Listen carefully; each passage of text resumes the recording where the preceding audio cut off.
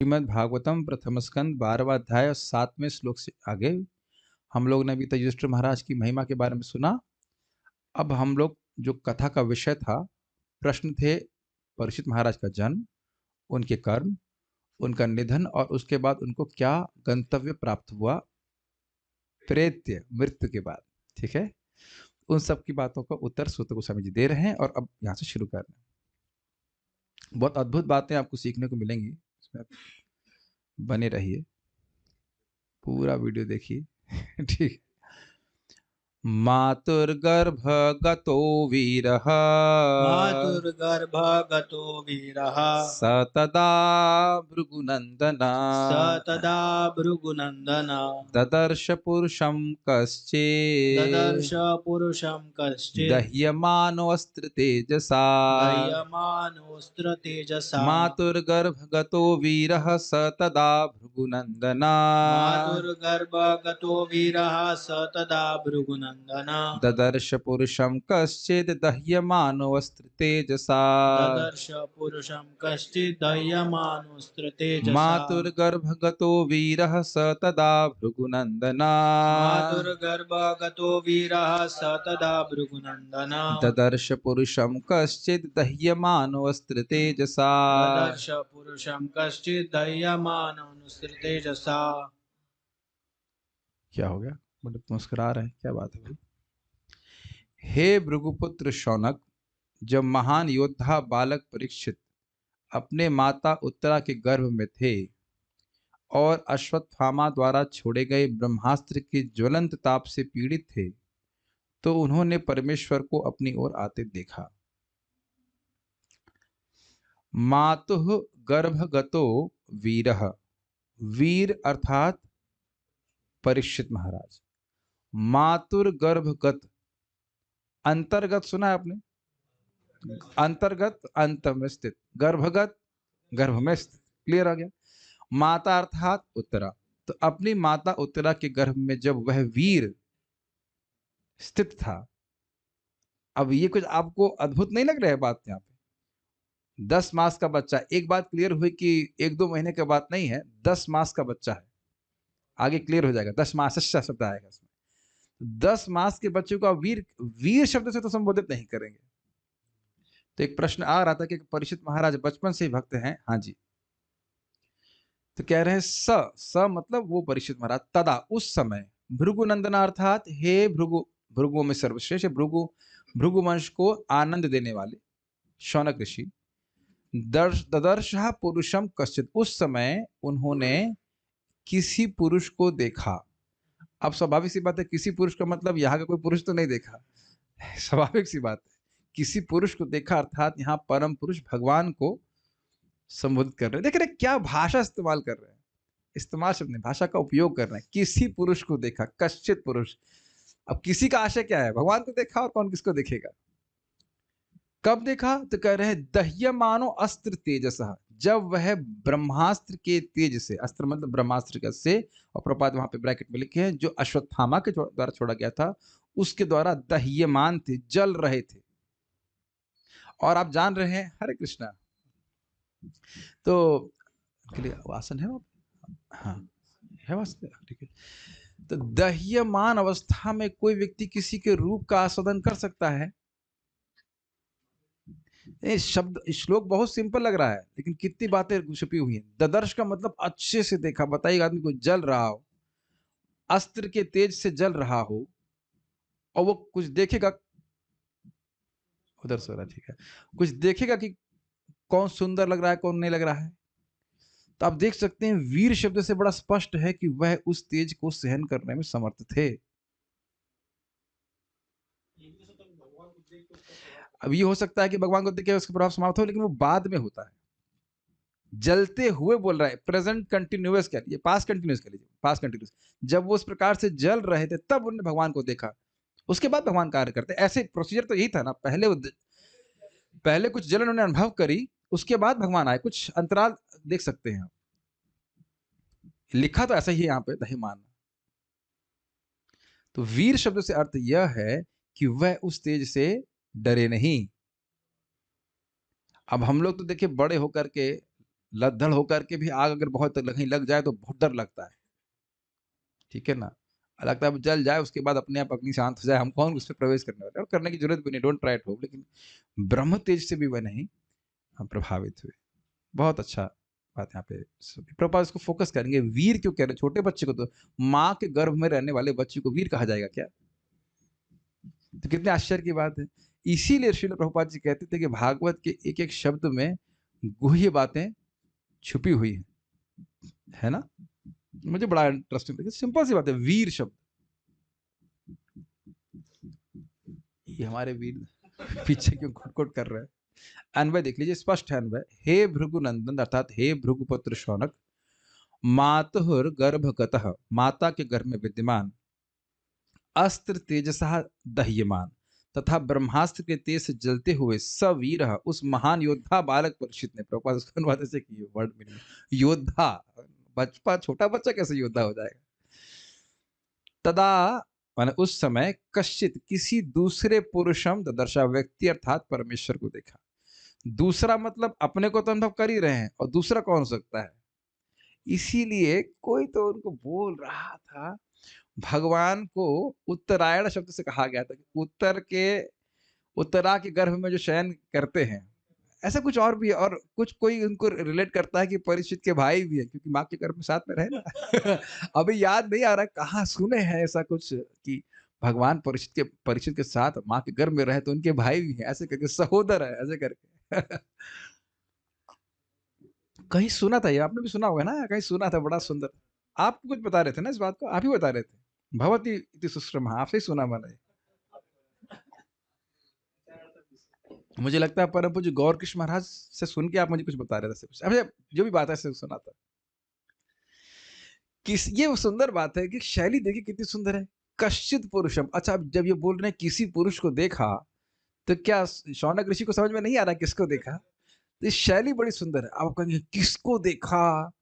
किसको देखा? भगवान कृष्ण को देखा। स्पष्ट है पहले के उल्लेख से कि भगवान कृष्ण माँ के गर्भ में प्रवेश किए थे। सारार्थ दर्शनी चर्चा का विषय अब आरंभ होता है। जो प्रश्न किए गए थे उसके उत्तर शुरू हो रहा है। वीर अर्थात उनकी स्वाभाविक वीरता के कारण वह अस्त्र के तेज से भयभीत न थे, ये अर्थ है। स्पष्ट है? हाँ, अब बच्चे में स्वाभाविक वीरता कैसे आ जाएगी? देखिए, जन्म जन्मांतर भी हमारे गुण बने रहते हैं। सुना नहीं आपने कई बार भगवद गीता की महिमा में कि कोई व्यक्ति बहुत पापी था, तो आगे जाके भी उसने अपना ट्रैक चेंज नहीं किया। भगवान गीता में नहीं कहते जो पापी लोग हैं, जो आसुरी प्रवृत्ति को बारंबार आसुरी प्रवृत्ति को प्राप्त होते हैं। फिर ये भी सुना है ना, बहुनाम जन्मनाम अंते, ये प्रपात अभी क्लियर करेंगे, मृत्यु से हमारा सूक्ष्म शरीर चेंज नहीं हो जाता है। अरे अपने ही घर में आप देखेंगे कि आप लोग सब साधु स्वभाव के, आपके भाई नहीं है, हाँ हमारा भाई तो ऐसा ही है, उल्टा भी हो सकता है। ठीक है, लेकिन आप देखेंगे कि हो सकता हो कि आप बहुत बुद्धिमान है, भाई नहीं है। एक ही माँ के बच्चे होते हैं कि नहीं? ये देखते नहीं आप लोग इस प्रकार से? तो ये तो प्राय देखा जाता है कि भाई एक स्वभाव के नहीं होते। मतलब हम, इट्स नॉट जनरलाइजेशन, लेकिन एकदम एक जैसे स्वभाव के तो बिल्कुल नहीं होते। लेकिन फिर भी आप देखेंगे कि सारे लोग धर्म को मानने वालों, यह भी नहीं होता। कोई धुंधकारी और गोकर्ण जैसा भी हो सकता है। खैर बोलो तो सगे भाई नहीं थे, अलग अलग ही थे, कि नहीं? ये कुछ क्लिक कर रहा है आपको? प्रभुपाद जी यहाँ के किसी संगीतज्ञ के लिए बोले कि वो वीणा बजाते ना, क्या शायद रविशंकर जी के लिए बोले थे कि 7 जन्म लगा उनको इस प्रकार की वीणा वादन करने में सफलता प्राप्त करने के लिए। और यहाँ पे भी आप देखते हैं कुछ छोटे छोटे बच्चे इतना सुंदर मृदंग बजाते हैं, आप कहते हैं ये क्या? तो पहले जन्म से कुछ पिछले जन्म का रहता है। इवन गौर सुंदर प्रभु बता रहे थे कि राधे श्याम प्रभु पढ़ते नहीं थे कभी, और धुआंधार प्रवचन करते थे। तो कहते थे उनको, उनसे मजाक में कहते, प्रभु जी आपने तो पिछले जन्म में सारी पढ़ाई कर ली है। हमको तो पढ़ने का मौका दीजिए। खुद मेरे के सामने सुना है, कह रहे थे कि हम लोग तो इतना पूरा जान लगा के प्रीचिंग कर रहे हैं। अब मान लो कोई ऐसा व्यक्ति पहले का पिछले जन्म का है, उसने गीता पढ़े, समझ में आ रहा है, उसको तुरंत प्रीचिंग करना शुरू कर दिया। अब कुछ लोग एक श्लोक समझने में कठिनाई होती, तो वो तो डिपेंड करता है ना कहाँ से शुरू कर रहा है व्यक्ति। यही चीज हरिनाम के ऊपर भी है। कुछ लोग हरिनाम पकड़ेंगे, साय से तेजी से भक्ति कर लेंगे, कुछ लोगों को एक माला करने में भारी हो जाता है। ये सब, ये जन्म जन्मांतर कंटिन्यू होता है। जैसे सुबह उठ के आप फारसी बोलेंगे, स्वाभाविक रूप से हिंदी बोलेंगे कि नहीं? उस तरह से स्वाभाविक, समझ गया? ये एक जन्म का नहीं है। ददर्श अर्थात उनके मानसिक नेत्रों से भगवत रूप को ही अपने विषय ग्रहण आरंभ के रूप में प्रथमतः उन्होंने किया। यह भाव, इसका अर्थ क्या है? अब अर्थ तो हम जो समझ पा रहे हैं, देखिए अब 10 मास का बच्चा माँ के गर्भ में आंख खोलता है कि नहीं खोलता, मुझे संदेह है, नहीं खोलता है। प्रेम कृष्ण प्रभु भी कश्चित पुरुष में ये भी आ गए ये भी प्रवेश करके देखे हुए हैं कि भाई आंख नहीं खोलता है। तो क्या है चक्रवर्ती पाद जो कहना चाहते हैं, ये समझना हमारे लिए कठिन है, लेकिन आगे भी आगे क्लियर हो जाएगा। 10 मासस्य एकदम शब्द स्पष्ट लिखा गया है। कि जो मैं पहली बात बोल रहा था वो शास्त्रिक नहीं है, मतलब ऐसे किसी ने लिखा हुआ है कि अभी मतलब गर्भाधान जो है उस युद्ध के समय हुआ उत्तरा के गर्भ में, लेकिन अब इसको हम शास्त्र में नहीं पढ़े हैं। हाँ, एक प्रश्न ये आएगा, ये तो हम देखे नहीं भाई, कि बच्चा जो है 9 महीने का रहता है, लेकिन भगवान के 9 महीने रहे, मैं समझता भगवान 13 महीने रहे ना, तो ये स्पेशल नहीं है, तो ये भी रह सकते 10 माह, वीर है। हाँ,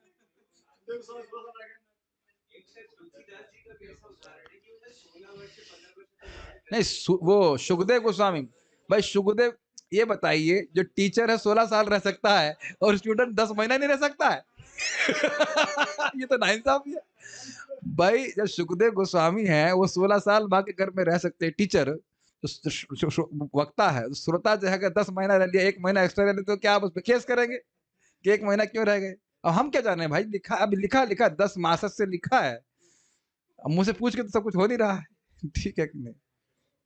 बलराम जी भी तो देर में ना, भगवान कृष्ण 13 महीने रहे, मैं तो 9 महीने में पैदा नहीं हुए भगवान, एक्स्ट्रा हुआ बोले। क्या दिक्कत है? आप कुछ दिक्कत है समझ में आ गया? तात्पर्य देखिए प्रभुपाद जी का, ये बहुत सुंदर चीज प्रभुपाद बोल रहे हैं। मृत्यु सामान्यतः 7 मास की समाधि है। अब इसका अर्थ क्या है? एक बात कुछ ठीक तो हम नहीं समझ, ठीक ठीक एक अर्थ में जो आज एक अर्थ और आ रहा था, एक अर्थ समझ में आता है कि भाई जैसे कोई मरा तो 7 महीने की तक उसको कुछ वेटिंग रूम में कहीं डाला जाएगा, उसके बाद जन्म प्राप्त होगा। अब कोई कहेगा कि भाई हम तो सुनते हैं कि हजारों हजारों साल तक नरक में भोगा जाता है। अब इसमें भी एक थ्योरी है, हम थ्योरी ही बोल सकते हैं, कुछ क्लियर हमको नहीं पता इसके बारे में, कि देखिए समय का एक्सपीरियंस होता है। तो यमराज के पास आप जा रहे हैं, अब यहाँ का टाइम फ्रेम भले 7 महीना हो, लेकिन ये आप मुझे ऐसे कोट नहीं, भक्तों ने एक्सप्लेनेशन दिया है कि वहां का वो आपको हजारों गुना दिखेगा।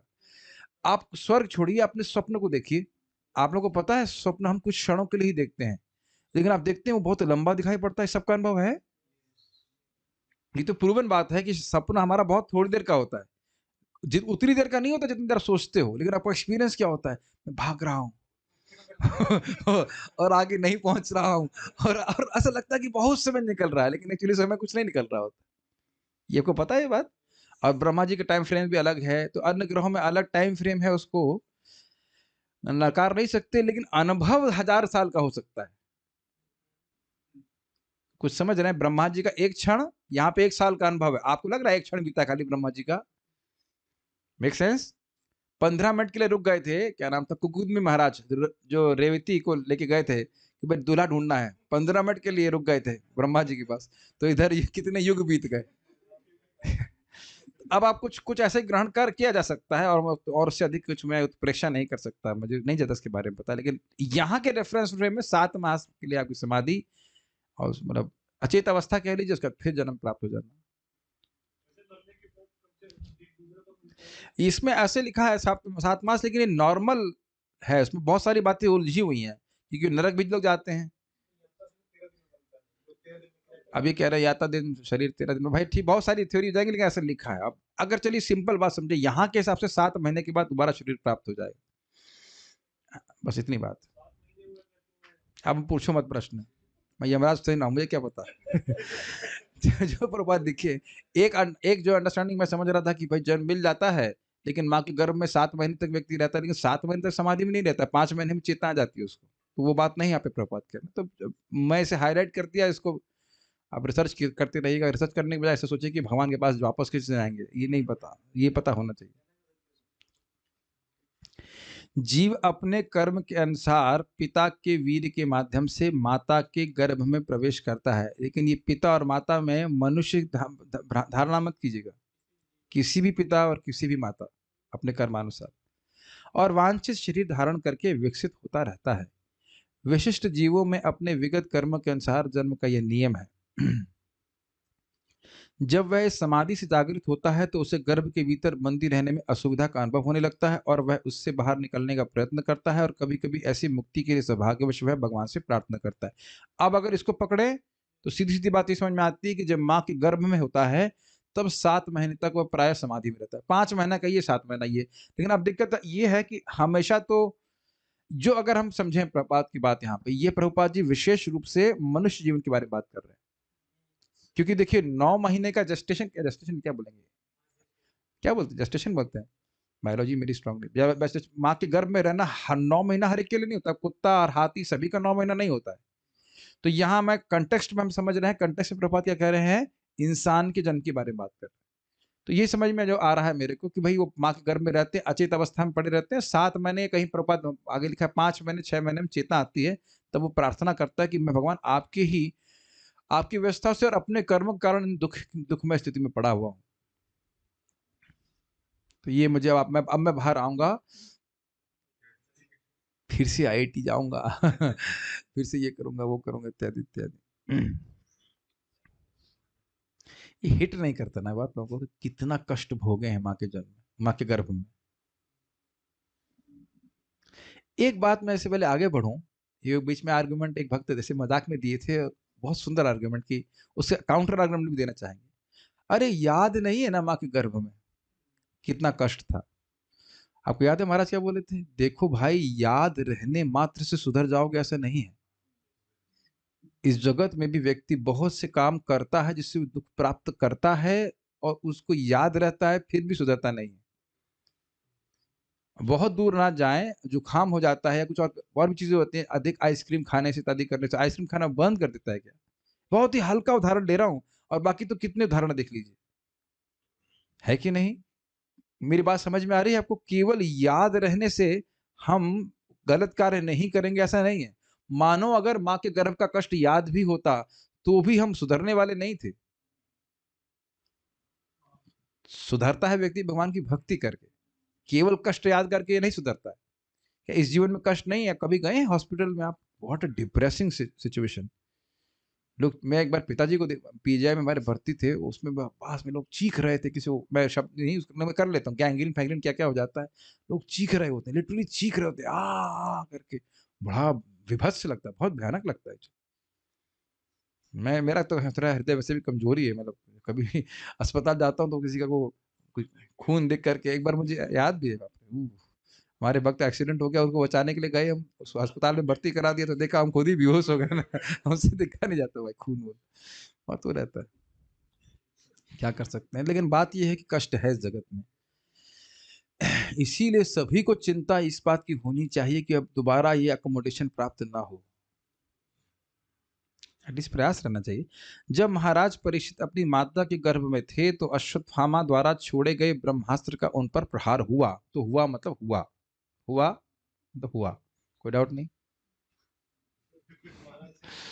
वो लिखा है ना, हुआ, जिससे उन्हें प्रखर ताप का अनुभव हो रहा था, ठीक। किंतु उनके, अब तिलक का ना थोड़ा सा आप डिजाइन चेंज कर दीजिए, क्वेश्चन मार्क अरे भाई डाउट क्यों कर रहे, लिखा हुआ है ना फिर इधर एक क्वेश्चन या इधर एक क्वेश्चन और इधर एक्सक्लेमेशन लिखा है ना यहाँ पे। किंतु उनके भगवत भक्त होने के कारण भगवान अपनी अपार शक्ति से गर्भ के भीतर साक्षात प्रकट हुए और बालक यह देख सका कि कोई उसे बचाने आया। देखिए महाराज जी बोल रहे थे कि एक जगह बोला गया कि मार दिया गया और भगवान ने जला दिया, हमने चर्चा किया था ना, और एक जगह लगा था बचा दिया निरस्त कर दिया, वो दोनों ही बात सत्य, बस मार ही दे गया ऐसे मान लीजिए। मारने का मतलब मारने की कमी नहीं छोड़ी, ऑलमोस्ट मार दिया, बस ये हिसाब किताब है, लेकिन मार नहीं पाए थे, ये बात है। लेकिन हीट अनुभव किए थे। अरे ऐसे आप थोड़ा सा समझ लीजिए, जैसे हीटर के पास पाँव कभी पास में चला जाता है तो गर्मी अनुभव होती, पीछे खींच लेते हैं, कुछ क्षण के लिए तो अनुभव किया ना, ये बात, ऐसे हल्का सा अनुभव किया।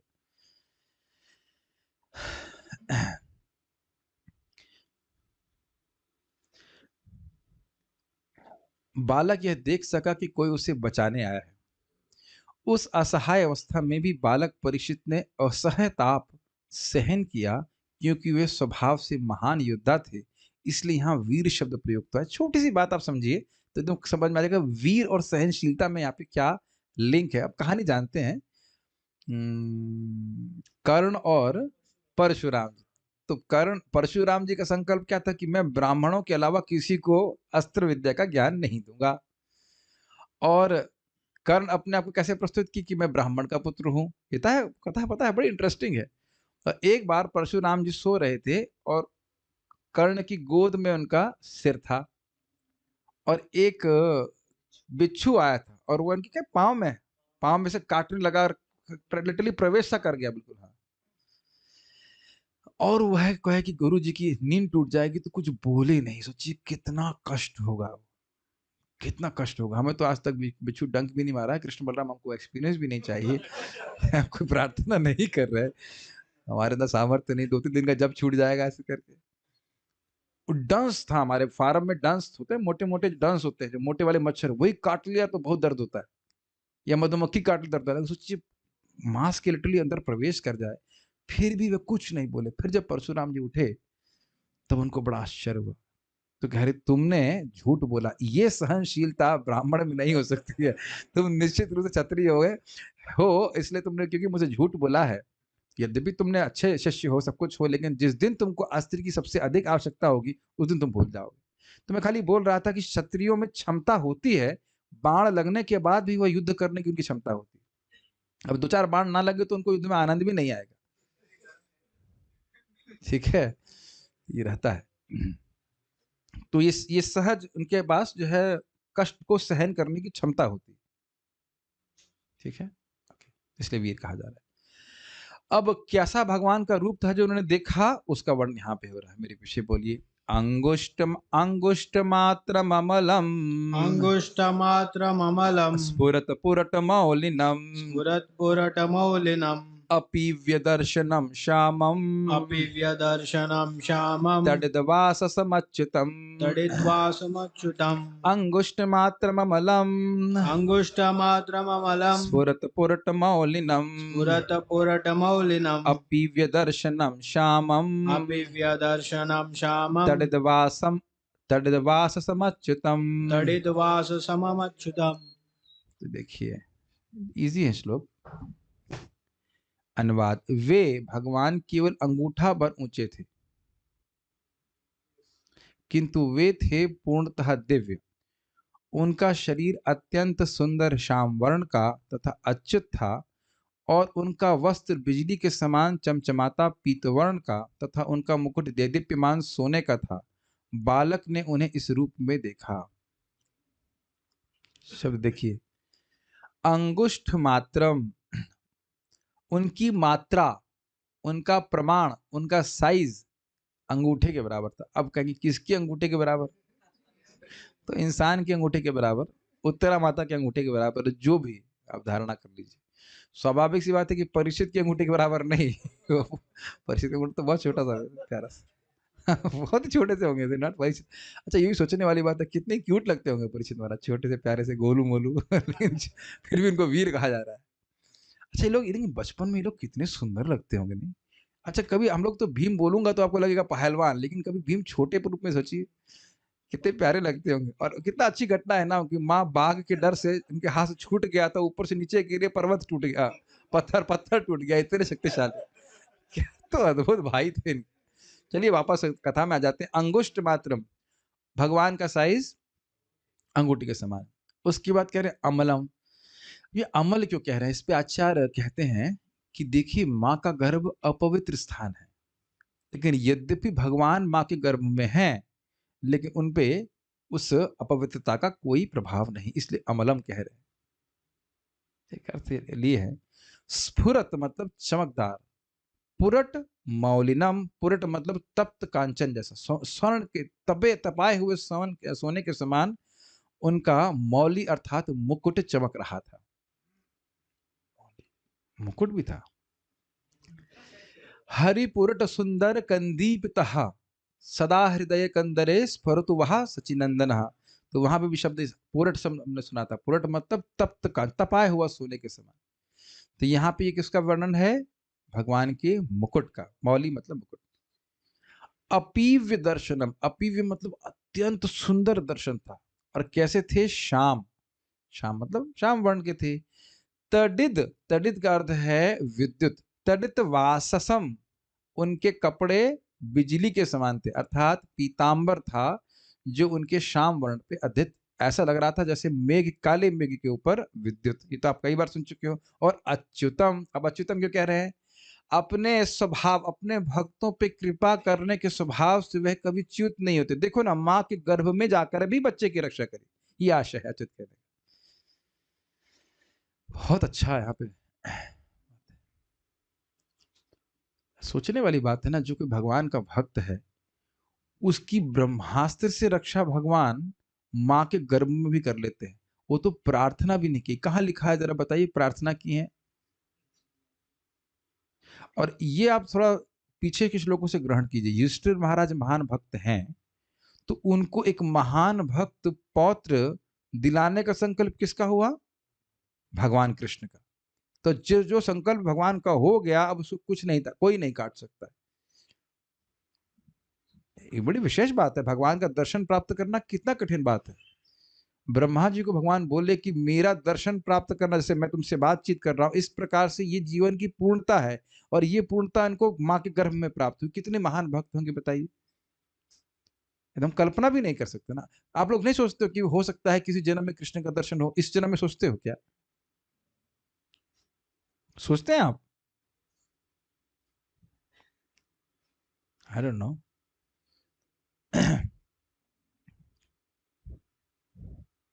रियली अगर आप विचार करेंगे तो भगवान का दर्शन प्राप्त करना बहुत कठिन कार्य है। इतना आसान भी तो नहीं है। सो एनीवेज, मैं कुछ और नहीं कहूंगा, लेकिन सोचने वाली बात है। विचार करेंगे अपने पर तो लगेगा भाई इस जन्म में तो नहीं लगता चांस। ये नहीं कह रहा हूं कि दर्शन होगा ही नहीं। अब चलिए छोड़िए अब। दर्शन से पहले जरा सोच लीजिए कि कीर्तन में क्या अभिनिवेश है।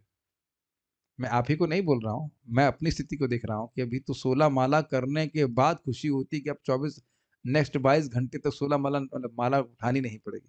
आज मैं सोच रहा था कहीं कहीं ऐसे तो नहीं मॉर्निंग प्रोग्राम कर रहे हैं हम, कि अब अगले मॉर्निंग तक कोई प्रोग्राम नहीं है भक्ति करने का। कि ये है ना, हो गया है ना, मॉर्निंग प्रोग्राम करें, इवनिंग कोई प्रोग्राम नहीं है। अब अगला प्रोग्राम जो है, अब फिर माया प्रोग्राम, उसके बाद 22 घंटे का फिर कृष्ण प्रोग्राम, उसके बाद फिर 22 घंटे माया प्रोग्राम। ऐसा तो नहीं चलने लग गया है। मतलब मैं बात कर रहा हूँ, प्राय लोग इवनिंग प्रोग्राम कुछ करते नहीं, कथा वथा शाम को सुनते नहीं, बस सीधे मॉर्निंग टू मॉर्निंग चलती है उनकी शिफ्ट। नहीं, हम डिस्करेज नहीं करना चाहते हैं, बट प्रभुपाद की कृपा से सब कुछ संभव है, ऐसी कोई बात नहीं है। लेकिन सामान्यतः भक्त को लगता है कि हमको, जैसे रुक्मिणी माता को लग रहा था कि मुझे नहीं लग रहा कि इस जन्म में कृष्ण को मैं प्राप्त कर पाऊंगी, लेकिन कितने भी जन्म लगे, 100 जन्म भी लग जाए, मैं कृष्ण को ही प्राप्त करूंगी। तो अब जो भी हो, लेकिन भगवान की विशेष कृपा है, महान भक्त हैं, इसलिए उनको बचाने के लिए भगवान साक्षात उनके गर्भ में, माँ के गर्भ में प्रवेश किए। तो ये उनका अचित स्वभाव है। मिल दर्शन हो जाएंगे बेटा, घबराओ मत, प्रभुपाद की कृपा से हो जाएंगे, गुरु महाराज की कृपा से हो जाएंगे। अन्वय, अंगुष्ठ मात्रम, वे भगवान केवल अंगूठा भर ऊंचे थे। अमलम, किंतु वे थे पूर्णतः दिव्य। समझ में आ गया? वो वहां के वातावरण से प्रभावित नहीं है। दर्शनम अपीव्य, देखने के लिए उनका शरीर अत्यंत सुंदर श्याम, अर्थात श्याम वर्ण का था। और अच्युतम, अच्युत था। अच्युत के बहुत अर्थ आप ले सकते हैं। अच्युत का एक अर्थ है कि भाई मान लीजिए कोई व्यक्ति किसी परिवेश में जाता है, बहुत अच्छे सज धज के जाए, और फैक्ट्री में जाए, ये अच्छा उदाहरण सामने आ रहा है। खूब नहा धोकर कोई इंजीनियर गया है, मैं इसलिए बोल रहा हूँ क्योंकि मैं ऐसी जगह काम कर चुका हूँ। और जब फैक्ट्री में जाएंगे तो सारा आपका अभिषेक हो जाता है उससे, डस्ट से और कोलता से। हमें तो खैर काम करने का सौभाग्य प्राप्त नहीं हुआ, किया भी नहीं हमने, इतने दुर्भाग्य नहीं थे। गए थे टहल के, देखा सर सही चल रहा है, सर सही कहा, फिर बात की वापस आ जाता था। लेकिन जो लोग वाकई काम करते हैं तो आप समझ सकते हैं, पूरा धुल के धूल धूसरित हो जाएगा। तो क्या भगवान भी इस प्रकार से थे? नहीं।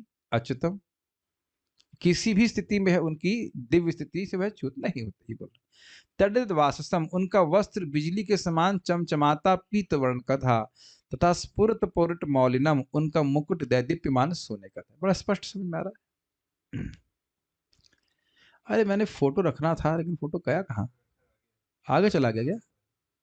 नहीं, ये नहीं, एक फोटो और था, उसमें वो अगले श्लोक में है। ठीक है। श्रीधरी, पुरट सुवर्ण को कहते हैं। उस पुरुष के सिर पर सुवर्ण का मुकुट चमक रहा था, और वो कैसा स्वर्ण था बताइए? पिघला हुआ स्वर्ण। उस पुरुष का रूप देखने में अत्यंत मनोहर था। वैसे आपके गुरु महाराज का ही शब्द है। परम पूज्य राधा गोविंद महाराज से उनसे पर्सनल सेवक ने पूछा, महाराज जी कृष्ण प्रेम एक जन्म में मिल जाएगा? महाराज कहते नहीं। सीधे बोले नहीं। और अरे कृष्ण प्रेम तो बहुत आगे की बात है, निष्ठा भी तो पहुंच जाए बहुत बड़ी बात है। कोई कम बात हो ना, रोज आपका जब अच्छा हो। इच्छा की बात थोड़ा कर रहा हूं मैं।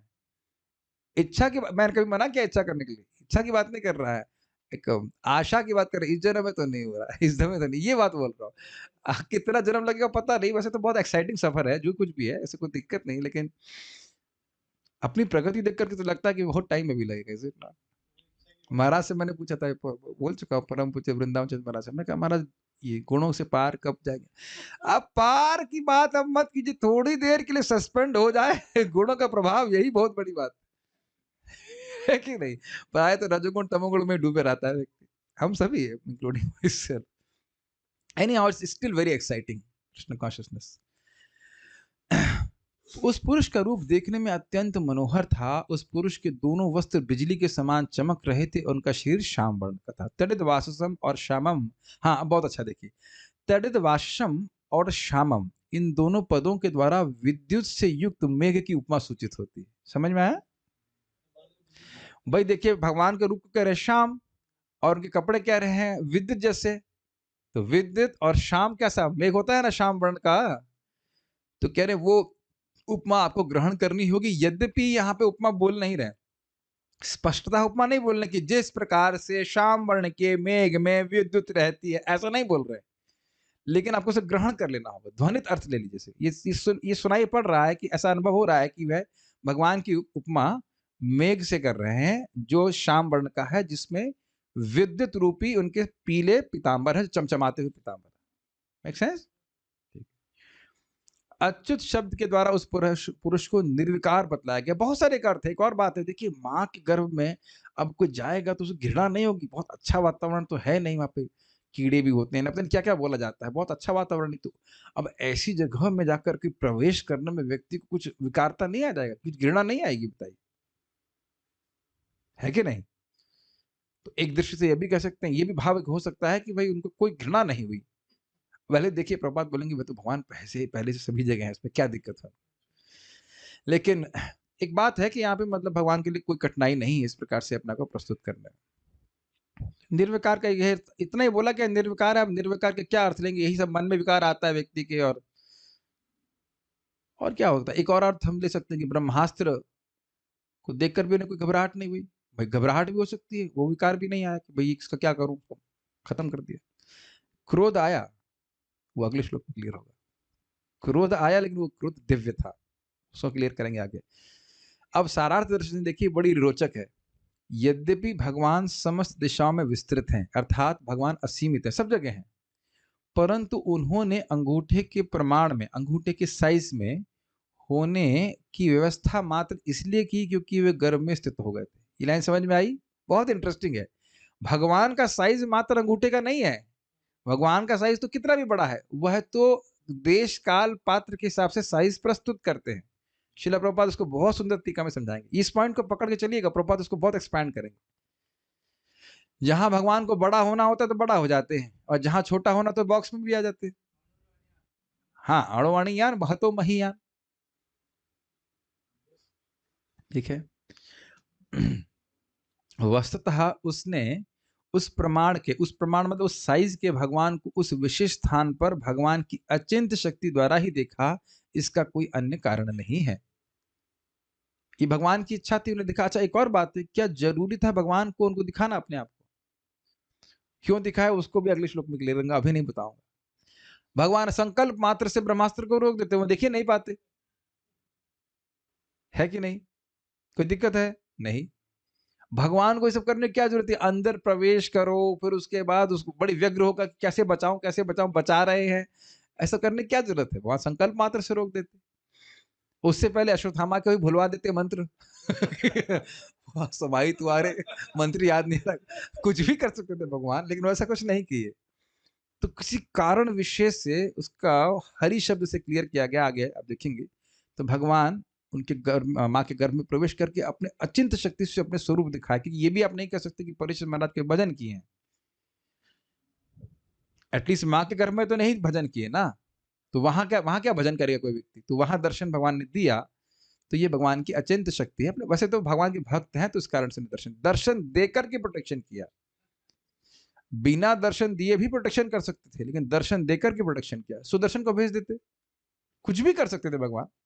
गदा भी तो ऐसे वैसे गदा चला देते, कुछ भी कर सकते, संकल्प मात्र से कर सकते थे, लेकिन कुछ विशेष इच्छा से अपनी अचिंत शक्ति से उन्हें अंगूठे के साइज का उनको दिखाया। अंगूठे का साइज क्यों? क्योंकि माँ के गर्भ में भगवान को स्थित होना था। अच्छा, अब बड़ा रोचक विनोदपूर्ण बात यहाँ पे कह रहे हैं। इसका आगे इसका कोई अन्य कारण नहीं है। किसका कोई अन्य कारण नहीं? अपने आप को अंगूठे के रूप साइज में दिखाने का कारण और कुछ नहीं, भगवान की अचिंत शक्ति है। बाद में कहा गया है, स एष लोके विख्यातः परीक्षिदिति यत् प्रभु पूर्वं दृष्टम अनुध्यायन परीक्षेत नरेश्वः। इस प्रकार यह पुत्र संसार में परीक्षित यानी परीक्षक नाम से विख्यात होगा, क्योंकि यह उन व्यक्ति की खोज करने के लिए सारे मनुष्यों का परीक्षण करेंगे जिन्हें इसने अपने जन्म के पूर्व देखा है। इस तरह यह निरंतर उसका यानी भगवान का चिंतन करता रहेगा। कुछ क्लियर समझ में आ रहा है भगवान ने क्यों दर्शन दिया था? उनके मन को हरने के लिए, मां के गर्भ से ही उनका मन हर लेने के लिए, मुकुंद मनसा कर देने के लिए। नहीं समझ में आया? इससे पहले आप ये घटना कहां सुन चुके हैं भागवत में? नारद जी। अब देख रहे क्रम से पढ़ने का लाभ। तो किसके संग नहीं कर रहे जरा बताइए भगवान? नारद जी के संग भी किए, और अब यहाँ पे परीक्षित महाराज संग भी कर रहे। कैसे भक्त के मन को हरना है भगवान जानने में बहुत इसमें एक्सपर्ट है। श्रीमद् भागवतम 1:12-30 हम आगे पढ़ेंगे। वह उस रूप को अन्वेषित करने के लिए पुरुषों के मध्य न देखते, यदि भगवान का वह रूप वास्तव में मात्र अंगुष्ठ के माप का होता। ये लाइन समझने वाली, ये बड़ी रोचक है, ये विरोधपूर्ण भी है।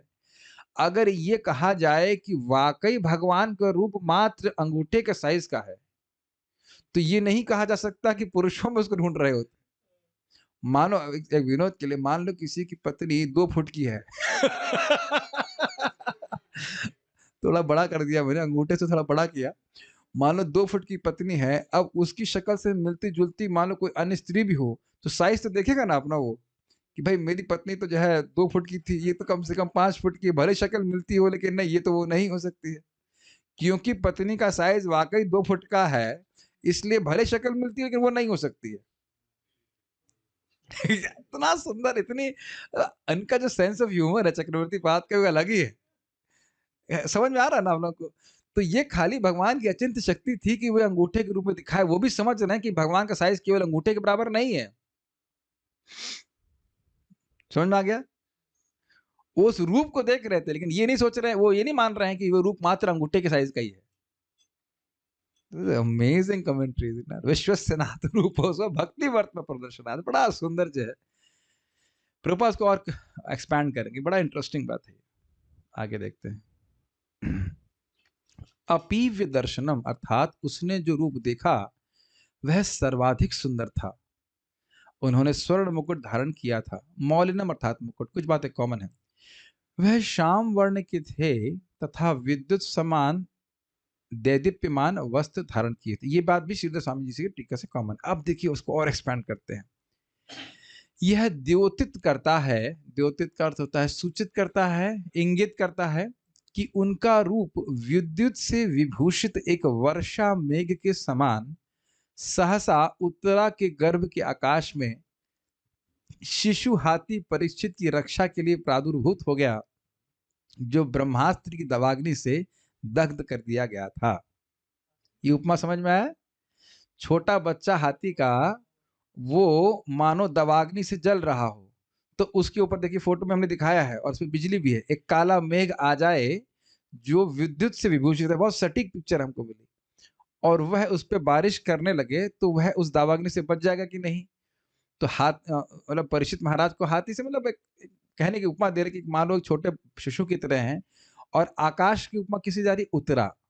भाई मेघ तो आकाश के अंदर रहता है ना, तो कह रहे उत्तरा के आकाश, उत्तरा के गर्भ रूपी आकाश में भगवान बादल के रूप में, श्याम वर्ण के हैं तो बादल के रूप में प्रस्तुत हुए, जिसमें उनके कपड़े कैसे लग रहे हैं, विद्युत के समान लग रहे हैं, और उन्होंने ब्रह्मास्त्र रूपी दावाग्नि से परीक्षित रूपी शिशु हाथी की रक्षा कर ली। कितना काव्य सुंदर है ना। हम लोग कभी, हमारी रेंज भी नहीं इधर सोचने की इस प्रकार से। बहुत अच्छा लगा, देखो छोटा छोटा श्लोक लगना है लेकिन कितनी अद्भुत बातें यहाँ पे सीखने को मिल रही। अच्छा अब भगवान के रूप का वर्णन करेंगे और वो वहां पे क्या कर रहे थे उसका वर्णन कर रहे हैं।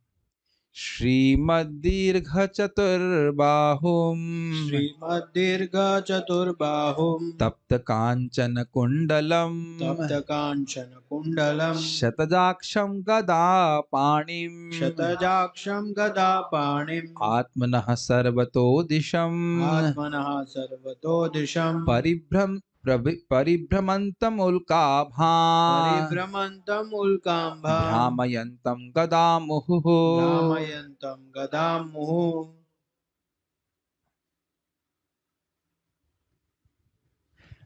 भगवान चार भुजाओं से युक्त थे, उनके कुंडल सोने के थे तथा आंखें क्रोध से रक्त जैसी लाल थी। ये क्या हो रहा है, उसको माइक को बंद कर दीजिए, माइक से बजा रहे। जब वे चारों ओर घूमने लगे तो उनकी गदा उनके चारों ओर गिरते तारे यानी उल्का की भांति निरंतर चक्कर लगाने लगी। समझाएंगे। फोटो देख रहे हैं तो आप फोटो में देख सकते हैं कृष्ण चतुर्भुज है और गदा भी धारण किए हुए हैं, चक्र धारण किए हैं, कमल और शंख, और इस समझिए कि ये चारों के चारों अस्त्र हैं। तो आप कहेंगे भाई एक ही अस्त्र काफी था, लेकिन भगवान को ये चिंता थी कि हो सकता हो कि एक अस्त्र फेल हो जाए तो हम दूसरा अस्त्र इस्तेमाल कर लेंगे। ये अपने भक्त के प्रति प्रेम, स्नेह, और मैक्सिमम स्नेह की कारण जो है, एक जब किसी से स्नेह होता है तो व्यक्ति को अनिष्ट होने की आशंका लगी रहती है। तो हो सकता है कभी भगवान का सुदर्शन फेल हुआ है, कभी नहीं हुआ, ये गदा फेल हो गई, कभी होता नहीं है। एक बार वो तो नाटक करने के लिए हिरणाक्ष को मारे थे तो उसने पकड़ ली थी, वो अलग बात है, लेकिन अन्यथा भगवान की कौमुदी की गदा कभी फेल नहीं होती। कितने प्यारे लग रहे हैं परीक्षित महाराज ने छोटे से प्यारे से गोलू मोलू लेकिन भगवान का दर्शन प्राप्त कर रहे हैं। और स्वाभाविक सी भगवान ने एक और अच्छी बात है ना, विचारनीय बात है कि माँ का गर्भ एकदम अंधकार से युक्त होता है और उसमें भगवान आ गए होंगे, एकदम प्रकाशित कर दिया होगा सब कुछ, कितना अद्भुत होगा और दिव्य अनुभव हुआ होगा। एनीवेज, यहाँ फोटो में बड़ा स्पष्ट दिखाया गया कि भगवान परीक्षित महाराज के चारों ओर घूम रहे थे और भगवान की गदा और अपने से इंडिपेंडेंटली घूम रही थी, जैसे उल्का। अब उल्का आप समझते हैं, कॉमेट, कॉमेट समझते हैं? कुछ नहीं समझते, कॉमेट नहीं समझते, क्या समझते हैं फिर? कॉमेट भी नहीं जानते आप, COMET कॉमेट नहीं जानते? धूम्रकेतु नहीं जान रहे हैं? हाँ प्रभु जी इंग्लिश नहीं जानते हैं, पंडित जी है, संस्कृत समझेंगे केवल शुक्ला जी है इसलिए। तो सैटेलाइट नहीं कह सकते, सैटेलाइट अलग होता है प्रभु जी। धूम्रकेतु तो आप समझते होंगे, कई बार पिच्छल तारा, यस यस यस यस, पिच्छल तारा, पिच्छल तारा को में आपने देखा होगा उतनी तेजी से उसमें अग्नि रहती कि पीछे एक मतलब हवा, अग्नि की एक क्या कहते हैं, धारा, धारा बन जाती, देखा होगा, सबने देखा होगा, बहुत देखा होगा। तो इतनी स्पीड से, आप यहाँ पे फोटो में बड़ा स्पष्ट दिखा रहा है कि गदा इतनी स्पीड से चल रही है और इतनी चमकदार गदा है कि मानो लग रहा है कि उल्का पिंड हो, इतनी से चल रहा है। आप कहेंगे उसमें इतना स्कोप था क्या घूमने का?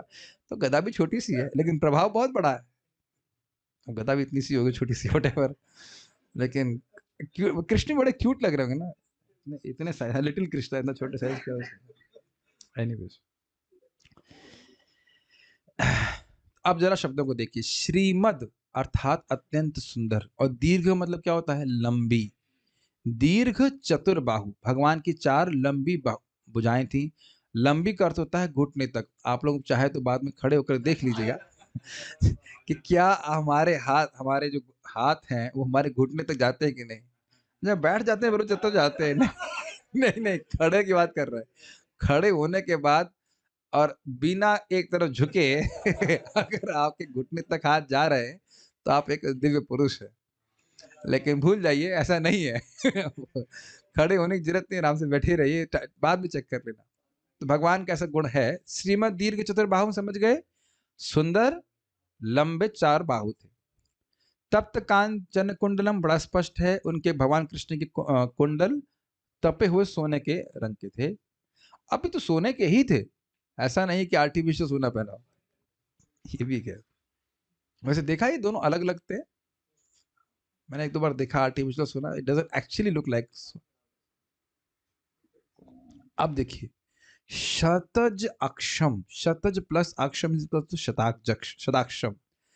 अब ये शतज अक्षम को लाल क्यों कहा जा रहा है? आंखें, अक्ष तो समझ में आ रहा है, लाल। छत का मतलब क्या होता है? छत मतलब क्षति करना, चोट। चोट से जो उत्पन्न हो वो क्या होता है? रक्त। इसलिए शतज अक्षम कहा गया। चोट लगती है तो खून निकलता है कि नहीं?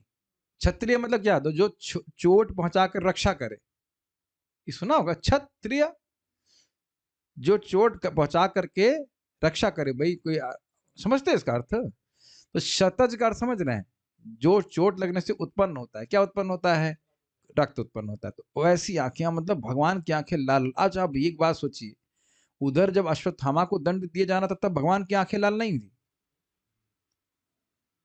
तब अर्जुन की आंखें लाल थी, कृष्ण की आंखें लाल नहीं थी। याद आ रहा है आपको? यहां देखिए स्पष्ट है, शतजाक्षम। और गदा पाणी मतलब उनके हाथ में गदा थी।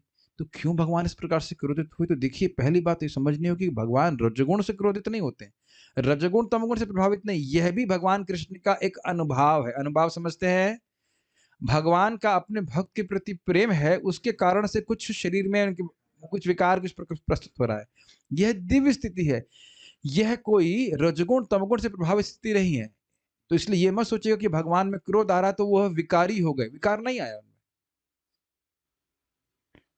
क्यों क्रोध आया? श्रीधर स्वामी कहते हैं, मेरे भक्त को ब्रह्मास्त्र जलाएगा, ये भावना। जैसे याद आ रहा है आपको, भगवान का एक अनुभव था कि भीष्म पितामह तो अर्जुन को मार डालेंगे।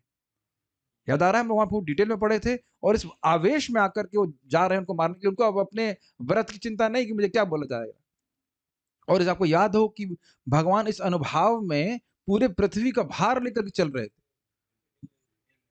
याद आ रहा है? वो ऐसे हाथी किसी नाव के ऊपर चल रहा हो तो नाव कैसे डोलेगी, सब आप याद कर चुके हो। तो ये भगवान का अनुभव है, ये भगवान का विकार नहीं है।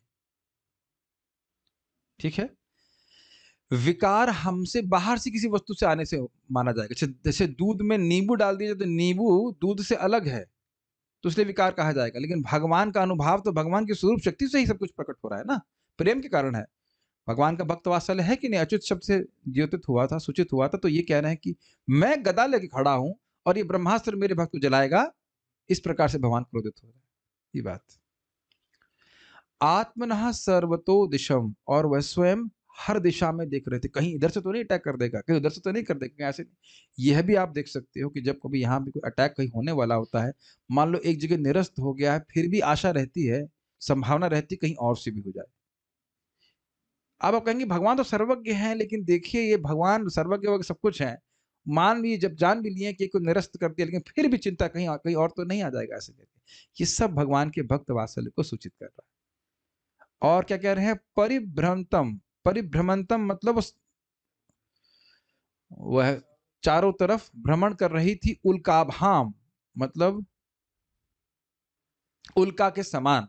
भ्रामयंतम गदा मुहुन, मुहु मतलब निरंतर, गदा मतलब गदा, गदा भी भ्रमण कर रही थी, ऐसे करके नाच रही थी। यहां प्रपात कहते हैं भ्रामयंत मतलब घुमाते हुए। अब किस तरह से घुमा रहे हैं ये समझना थोड़ा सा मुश्किल है, लेकिन उल्का की तरह घुमा रहे हैं तो अब उसके बहुत सारे अर्थ होते हैं। हाथ से घुमा रहे हैं या उनकी इच्छा से ऐसे से घूम रही है, भगवान जाने, लेकिन भगवान ही जानते थे कैसे घुमा रहे हैं। श्रीमद दीर्घ चतुर्बाहु, भगवान सुंदर 4 भुजाओं से युक्त थे। तप्त कांचन कुंडलम, उनके कुंडल पिघले हुए सोने के समान वर्ण के थे। शतजाक्षम, आंखें क्रोध से रक्त जैसी लाल थी। मैं फास्ट जा रहा हूं क्योंकि ये बात समझ में आ गई होगी। Okay. गदा पाणिम, उनके हाथ में गदा थी। आत्मन, और स्वयं, जब से नहीं होना चाहिए, क्या होना चाहिए यहाँ पे, और स्वयं, जब, जब हटा दीजिए से, और स्वयं से होना चाहिए, जब गलत आया हुआ है। और स्वयं से यानी खुद भी, सर्वतोह दिशाम, सभी दिशाओं में घूमने लगे। तो उल्काभाम, एक परिभ्रंतम शब्द यहाँ पे छूट गया है, ठीक है। परिभ्रंतम मतलब घूमते हुए, तो वो सर्वतो दिशम परिभ्रंतम बीच में जोड़ लीजिएगा, अन्वय में भूल गया मैं लिखने में। दिशाओं में घूमने लगे, कौन घूमने लगा, भगवान कृष्ण घूमने लगे। तो उल्काभाम मुहु भ्रामयंतम, उल्का के समान गदा, गदा भी इसमें था, मुहु भ्रामयंतम, निरंतर चक्कर लगाने लगी। भगवान भी सब तरफ घूम रहे हैं। अब ये भी आशय आप समझ सकते हो, क्लियर तो लिखा नहीं कि कैसे कर रहे हैं। एक आशय ये भी हो सकता है कि भगवान गदा को घुमा रहे हो ऐसे करके, खुद तो सब तरफ घूम रहे हैं। अरे आप ऐसे सोचो, चलिए गर्भ में तो आपको, हम लोग सोच रहे हैं बहुत छोटा स्थान है तो हम समझ नहीं पा रहे। मान लो यहाँ कोई व्यक्ति है और आप उसके बॉडी गार्ड हैं, और इस प्रकार की गदा आपके हाथ में पास में है, तो गदा को घुमा घुमा के सब तरफ देखेंगे कि नहीं, ऐसा समझ लीजिए। इस तरह से कुछ समझ लीजिए भाई। हम लोग वो छोटे स्पेस में क्लियर नहीं समझ पा रहे हैं कि वो गदा कैसे घूमेगी, भगवान कैसे घूमेंगे, लेकिन भगवान छोटे साइज के तो उसी में वो घूम रहे हैं सब। किसी दिशा से ब्रह्मास्त्र आकर के इस बच्चे को नष्ट ना कर दे, इसलिए भगवान घूम रहे हैं। अब गदा कैसे घुमा रहे हैं, ये उपमा दी जा रही उल्का से।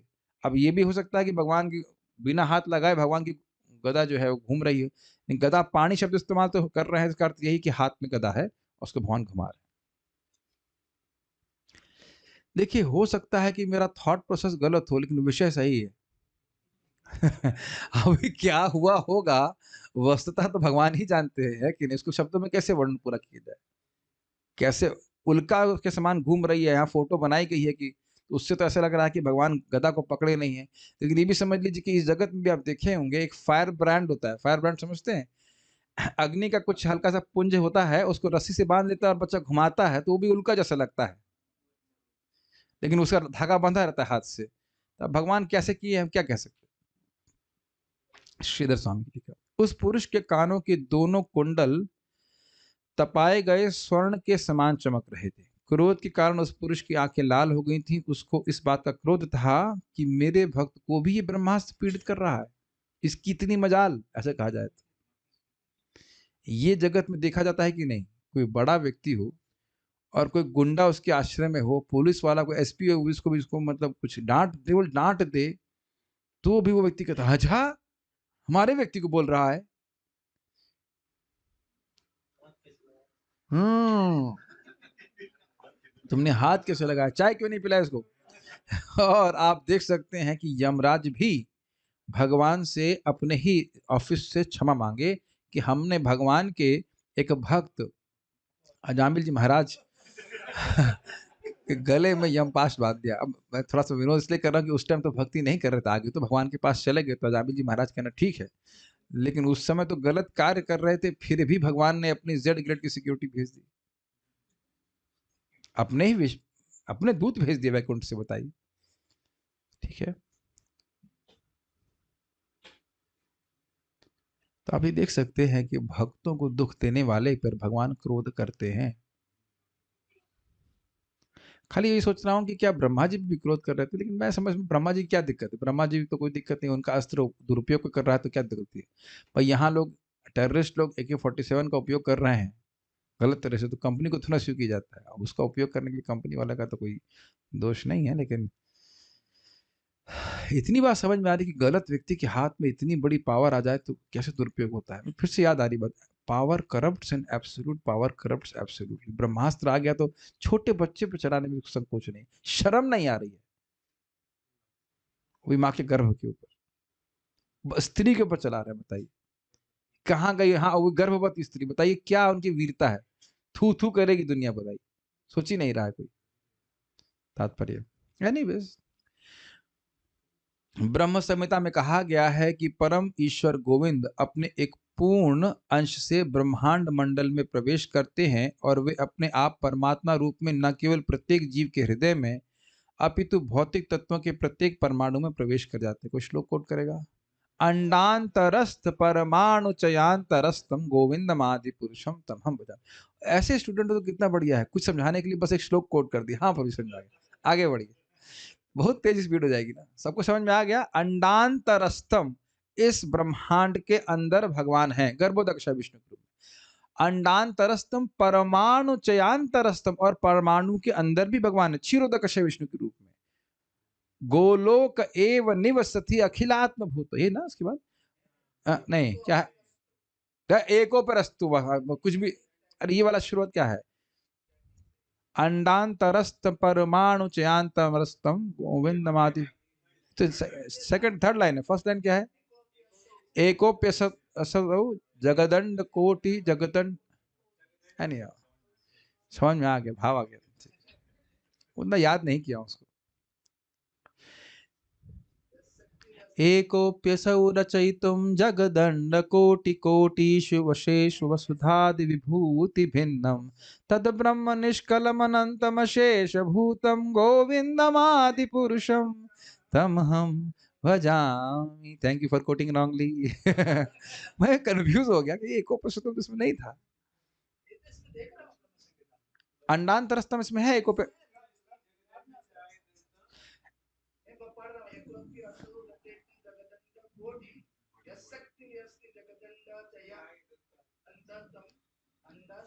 हाँ तो सही बोल रहे थे फिर आप, अंडांतरस्त परमाणु चयांतरस्त।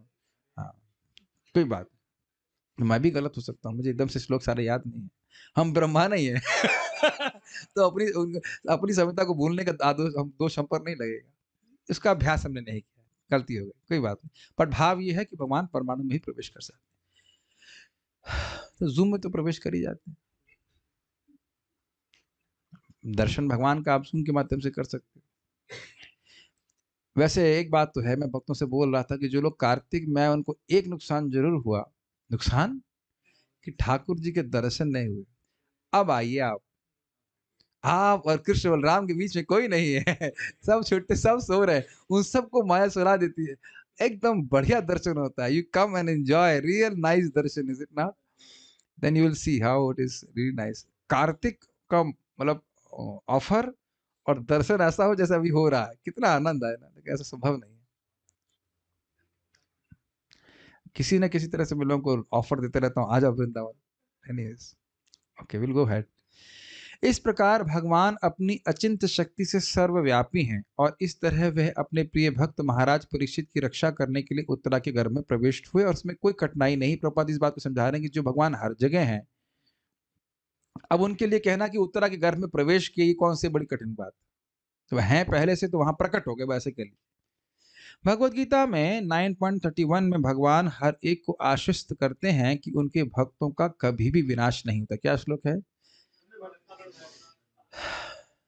क्षिप्रम भवति धर्मात्मा शाश्वत शांतिम निगच्छति कौन्तेयः प्रतिजानीहि न मे भक्तः प्रणश्यति।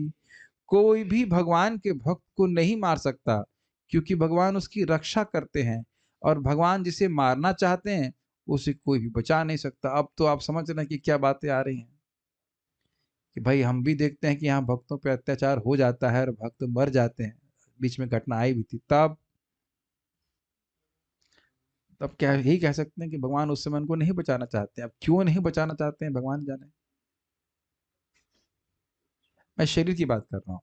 और बाकी अगर ये सिद्धांत पकड़े कि भक्ति तो कोई नष्ट कर ही नहीं सकता, वो तो भगवान पहले ही बोल के रखे, नेहा विक्रमणाशस्ति इत्यादि। Make sense to you? इस पे जीव गोस्वामी जी बड़ा स्पष्ट कह रहे कि देखिए, भक्ति के रिजल्ट्स यद्यपि नहीं दिखे तो भी अविश्वास नहीं करना चाहिए। अब क्यों नहीं दिख रहा है वो तो भगवान जाने। कुछ भी हो, जो व्यक्ति नाम जप कर रहा है, अच्छे से भक्ति कर रहा है, वो पीछे मुड़ करके मलाल नहीं करेगा। मैं उर्दू शब्द इस्तेमाल कर रहा हूँ, क्या बोलेंगे उसको? अफसोस शब्द शुद्ध हिंदी का है। अच्छा, ग्लानि, हाँ, ग्लानि शब्द कैसे, शोक नहीं करेगा, ये बात पक्की है। पश्चाताप, पश्चाताप एक अलग शब्द में होता है, शोक नहीं करेगा कि अरे भाई हमने अपना समय बर्बाद किया। पछतावा भी कह सकते हैं। आइडिया इज दैट कि he will always be benefited. Prabhupada ji का शब्द है कि देखो तुम किस प्रकार से सोच रहे हो इस समय। आप ये सोच रहे हैं कि आपने सोचना शुरू कर दिया है? पहले हम तो सोचते नहीं थे, अब सोचना शुरू कर दिया, ये की बहुत बड़ी बात है। कलयुग में कोई सोचेगा बताइए? तो मैं खाली बोल रहा हूं कि एकदम इसको ऐसा बहुत ही ग्रॉसली नहीं सेट कर लेना चाहिए। शरीर की भगवान रक्षा करते ही हैं, लेकिन अब ये बताइए भगवान कभी कहे कि शरीर कभी नष्ट नहीं होगा? क्या श्लोक हम उस दिन बीच में गीता का डिस्कस कर रहे थे? जाता से ध्रुव मृत्यु तो है ही, और एक और, ना सतो विद्यते भावो न भावो विद्यते सतः उभयोरपि दृष्टोस्तत् त्वन्योस्तत्वदर्शी भी। शरीर तो निरंतर परिवर्तनशील है, तो इसलिए ये सोचना कि भगवान अब शरीर की रक्षा उस तरह से करेंगे जैसा हमारा शरीर वैसे ही रहेगा, ये मूर्खता की बात है। भगवान ऐसा प्रॉमिस नहीं कर रहे हैं। लेकिन भक्त न में भक्त प्रणश्यति का अर्थ, मेन बात है कि हमारी चेतना को हमेशा बना के रखे। और किसी किसी मतलब भगवान प्राय भगवान रक्षा भी करते हैं शरीर की भी, ऐसी बात नहीं। अब भगवान रक्षा करते हैं, लेकिन किस तरह से, क्या आयाम है, क्या डायमेंशन है रक्षा का, वो भगवान के अनुसार है, हमारे अनुसार नहीं है। तो आप कहेंगे जी तो आप घुमा रहे हो बात को। घुमा नहीं रहे, सीधी सीधी बात है। भगवान रक्षा करते हैं, लेकिन किस तरह से रक्षा करते हैं वो हम भले आज ना समझ पाए, लेकिन इतने बात समझना चाहिए कि भगवान भक्त के सुहृद ही हैं। याद आ रहा है भगवान के गुण? भगवान कभी गलत नहीं करते किसी भक्त के साथ। अब मैं ये नहीं पूछूंगा आप लोगों से कि क्या आपके संग जीवन में कोई दुख भरी घटना आई है कि नहीं। नहीं तो फिर अब सभी का मतलब लंबी लिस्ट चालू हो जाएगी। दुख तो आता ही सभी के जीवन में, है कि नहीं? लेकिन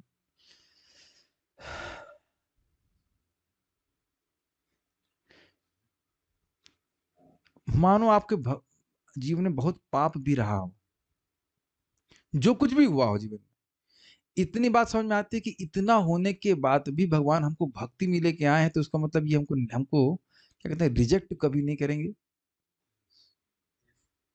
ये एक बहुत बड़ी बात है। चाहे हम अज्ञान में पाप कर रहे थे, जान के कर रहे थे, कुछ भी कर रहे थे, लेकिन घोर पाप में थे, उसके बाद भी भगवान हमको गोलोक जाने का मंत्र दे दिलवाए हैं कहूंगा, किसी को माध्यम बना करके। तो ये कृष्ण की बहुत बड़ी कृपा है। बाकी शरीर छूटे या नहीं छूटे क्या फर्क पड़ता है? आप लोगों ने अनुभव किया होगा, इनकी स्पेशली शादी नहीं हुई है, अब मरने की नौबत आती तो दिक्कत नहीं होती। होता है कुछ डेंगू फेंगू हो जाता है कुछ, ठीक है, ठीक है, हो गया, यू फील लाइक दैट, क्या चिंता है, ठीक है, गया शरीर, बैंक बैलेंस भी नहीं हो भी कुछ नहीं, शरीर छूटने का डर बहुत कम रहता है, आसक्ति वसक्ति नहीं रहती है। ठीक है। आप लोग का भी ऐसा एक्सपीरियंस हुआ है, लाइक एकदम शरीर ऐसा कमजोर हो गया और डेंगू फेंगू हो गया कि एकदम मरने की नौबत? ठीक है, time for change the body. इतना भगवान के भक्त भी आसक्त नहीं होते शरीर से, है कि नहीं? भगवान जिसे मारना चाहते हैं उसे कोई बचा नहीं सकता, कोई भी बचा नहीं सकता। और इसकी रक्षा करना से मार नहीं सकता। एक बड़ी सुंदर बात है, बात बड़ी सुंदर है, हम अप्लाई तो नहीं कर पाते। प्रहलाद महाराज कहते हैं देखो, हाँ हम लोग पढ़ चुके हैं, मैं पहले भी बोल चुका हूँ कि देखिए मेरे पास, जीव गोस्वामी भक्ति संदर्भ में कहते हैं प्रहलाद महाराज की उक्ति, मेरे पास ये सामर्थ्य नहीं है कि जो महान हाथी थे उनके दांतों को रोक सकूं, लेकिन मैं विष्णु का स्मरण करने का सामर्थ्य रखता हूँ। क्या बात बोली है, मतलब जबरदस्त बात है कि नहीं? कितना बात सुंदर है ना, समझ में आई बात? मेरे पास इतना सामर्थ्य नहीं है कि मैं इन अन्य परेशानियों को रोक सकूं, मैं तो खाली विष्णु का स्मरण कर सकता हूं। इसको अपने पे बहुत एकदम मैप कर लीजिए कि हम इन काम क्रोध लोभ मद मत्सर से भाई हम हमारे सामर्थ्य नहीं है। इतना क्या कर सकते हैं, हरे कृष्णा हरे कृष्णा कृष्णा कृष्णा हरे हरे, हरे राम राम राम हरे हरे। और यही भगवान का नाम, भगवान की कृपा से ही सब हम इसे बच सकते हैं। मुख्य बात पता है, भक्तों को मृत्यु की चिंता नहीं है, वो जी कैसे रहे उसकी चिंता होती है। क्या कृष्ण की स्मृति हो रही है, ये मेन बात है। बहुत अच्छी सी बातें हैं। भगवान सर्वशक्तिमान, ऐसा क्यों कर सकते हैं? भगवान सारी शक्ति से युक्त हैं, अतः वे चाहे तो मार भी सकते हैं और बचा भी सकते हैं। तो अब समझ में आ गया। अब अगर चाह लिए कि भक्त को शरीर छोड़ाना है तो छुड़वा लेंगे, अगर चाहेंगे कि भक्त इस शरीर में रह के और सेवा करे इस तरह से तो कर देंगे। स्वराट।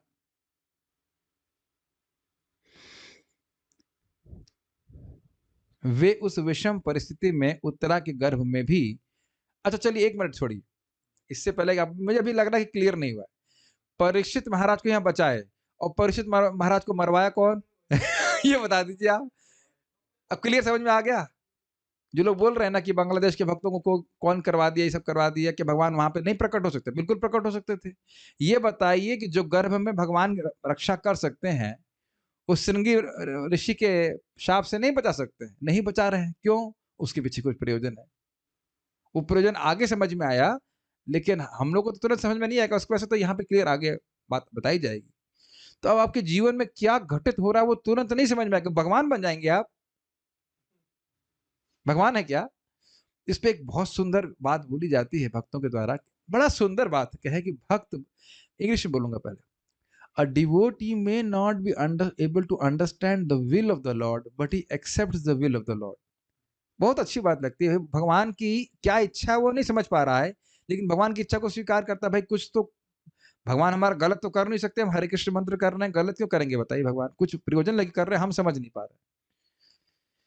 बहुत अच्छी बात है, ये भगवान के धाम जाने की योग्यता है। चिड़चिड़ करने वाला भक्त भगवान के पास नहीं जाता है, समझ रहे हैं? क्यों किया, इतना मजा नहीं किया, उसके बाद ये मौका भी है। कुछ तो भगवान कर रहे हैं जो आपके लिए अच्छा ही है। और आप ये देखिएगा कि ऐसी भी स्थिति होती है, खूब प्रतिकार करने का प्रयास करोगे फिर भी दुख नहीं जाता है, वो फिर भी दुख नहीं जाता।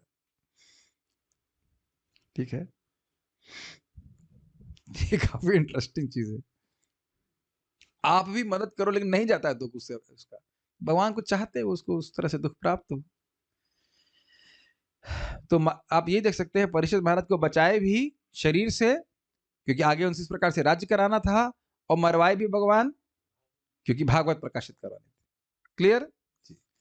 वे उस विषम परिस्थिति में उत्तरा के गर्भ में भी अपने भक्त महाराज परीक्षित को ऐसे रूप में दिखाई पड़े जो उसकी दृष्टि के अनुरूप था। अच्छा ये भी इंटरेस्टिंग है, छोटा बच्चा बहुत बड़ा देख भी नहीं पाएगा। ये आप लोग को अनुभव है बचपन का? Have you, do you remember your vision of childhood? बचपन में हम लोग अलग तरह से देखते हैं ना, ऐसे करके सब कुछ बड़ा बड़ा होता है, चाचा जी बड़े, मम्मी बड़ी, पापा बड़े, सब बड़े बड़े। ये भी एक सुंदर बात है। कुछ मेरी बात आप याद आ रही है आप लोगों को? बचपन में हम लोग ऐसे देखते हैं, छोटे जैसे ऊपर से करके देख रहे होते, तो एकदम अब छोटा बच्चा कैसे देखता होगा? तो इसलिए भगवान भी छोटे रूप में आ गए कि पूरा पूरा देख ले बच्चा हमको। कितना सुंदर प्रपट का प्रपट है। भगवान हजारों ब्रह्मांडों से भी बृहत रूप धारण कर सकते हैं और साथ ही परमाणु से भी लघु बन सकते हैं। दयालु तो वो हैं ही, अतः वे जीवित की सीमित दृष्टि के अनुरूप बन जाते हैं। ये बड़ा स्पष्ट है कि हम क्योंकि भगवान के दिव्य स्वरूप को नहीं देख पाते हैं, इसलिए भगवान विग्रह के रूप में आते हैं ताकि हम साक्षात भगवान को देख सकें।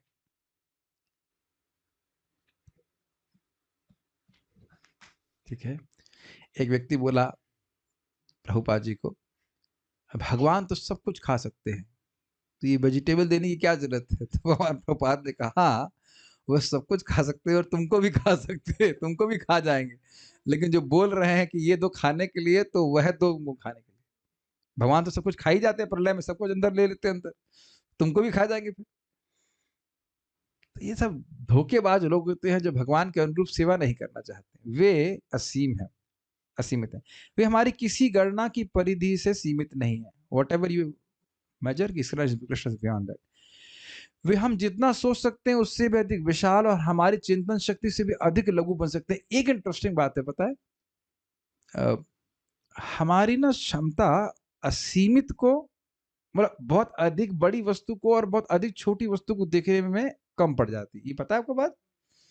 साइंस में बड़ी बात बोली जाती है कि बहुत बड़ी वस्तु उसको नहीं समझ पाते और बहुत छोटी वस्तु उसको भी समझ नहीं पाते, और भगवान में दोनों गुण हैं। भगवान सबसे बड़े से बड़े हैं और छोटे से छोटे हैं, नहीं समझ पाते। परमाणु को भी आज तक समझ नहीं पाया कोई, और ब्रह्मांड को क्या समझेगा। और ये सब भगवान के शरीर से, रोमकूप से निकल रहा है, तो बताइए भगवान को कैसे समझेगा। किंतु प्रत्येक दशा में वे वही सर्वशक्तिमान भगवान बने रहते हैं। उत्तरा के गर्भ में अंगूठे के तुल्य विष्णु में तथा वैकुंठ धाम वासी पूर्ण नारायण रूप में कोई अंतर नहीं है। उसको आप पीछे से ग्रहण कर लीजिएगा, नहीं तो अंगूठे के साइज के भगवान को नहीं देख रहे थे जब पैदा हुए थे। वे अपने विभिन्न असमर्थ भक्तों की सेवा स्वीकार करने के लिए अर्चा विग्रह रूप स्वीकार करते हैं। समझ में आया बात। प्रभुपाद जी कहते हैं एक जगह कि अगर भगवान विश्व रूप में आ जाएं तो आप उनकी ड्रेसिंग कैसे करोगे। विश्व रूप समझ रहे हैं? हाथ ही इतने हैं उनके, अगर तिलक ही लगाने लग जाए तो हजारों उनके मुख हैं, तो कैसे तिलक लगाएंगे आप बताइए। तो कृष्ण छोटे रूप में आ जाते हैं, गौर निताय के विग्रह के रूप में, आप उनको टोकरी में लेके भी चल सकते हैं। तो यह कृष्ण क्यों कर रहे हैं कि आप उनकी सेवा कर सके। भगवान हमारी सेवा स्वीकार करना चाहते हैं, ये बात ये कह रहे लिफ्ट लगा करके। अरे लिफ्ट लगाओगे तो लिफ्ट लगाते लगाते कितनी लिफ्ट लगाएंगे बताइए। सर्वतोमुखम से ना, अनंत मुख, हर दिशा में मुख है, कहाँ कहाँ जाएंगे। और किसी में से अग्नि निकल रही बताइए। और और उससे प्रेम भी तो नहीं होगा, प्रेम भी तो नहीं होगा ना। और कितने सौम्य, सौम्य शब्द इस्तेमाल करूंगा, सौम्य लगते हैं कृष्ण बलराम जी, कितने कूल, हैंडसम, शब्द है handsome, cool, gorgeous. Gorgeous will be for Radha Shyam Sundar, is it not? Gorgeous will be Radha Shyam Sundar, माता जी राधा श्याम सुंदर। एक बार दर्शनार्थी हुई तो एक कोई भक्त बोले, nobody can compete with Radha Shyam सुंदर इन ड्रेसिंग। हमने कहा नोबडी इज कंपीटिंग आल्सो। कौन कंपीट करे, कितना सुंदर श्रृंगार ठाकुर जी का होता है, कृष्ण बलराम राधे श्याम गौर निताय। तो ये क्यों कर रहे हैं, ताकि असमर्थ भक्तों को, जो भक्त लोग इतना सेवा नहीं कर सकते उस तरह से, भगवान ऐसी व्यवस्था कर लेते, इस प्रकार से सेवा कर लो हमारी। अर्चा विग्रह अर्थात भौतिक तत्वों से बने भगवान के रूप की कृपा से भौतिक जगत के सारे भक्त सरलता से भगवान तक पहुंच सकते हैं, यद्यपि वे भौतिक इंद्रियों द्वारा अग्राही हैं। अतएव अर्चा विग्रह भगवान का पूर्ण आध्यात्मिक स्वरूप है, जिसे भौतिक भक्त देख सकते हैं। भगवान के ऐसे अर्चा विग्रह को कभी भौतिक नहीं माना जाता। तो ये आज मैं सोच रहा था कि क्लास तो कल ही तैयार कर ली थी कि भाई भगवान को गर्भ में इन्होंने देखा, हमारे लिए भी कोई कमी तो नहीं है। कृष्ण बलराम जी को देखने की क्षमता हमारे पास है, खाली हमें अपनी आंखें खोलनी है सुबह। अब बताइए प्रभुपाद जी के तात्पर्य को पढ़कर भी कोई मूर्ख ही होगा जो मंगल आरती के लिए ना उठे। हाथ खड़ा करिए, कोई मूर्ख यहाँ पे है? कोई नहीं है। मूर्ख ही व्यक्ति होगा जो भगवान के मंगल आरती में, अब देखो भगवान ऐसा ना कहे मेरी परीक्षा ले ले, मुझे बचा लेना भाई, मुझे सब उठा देगा। कई बार ऐसे कुछ टॉन्ट मारो ना, अपने भगवान डाल देते।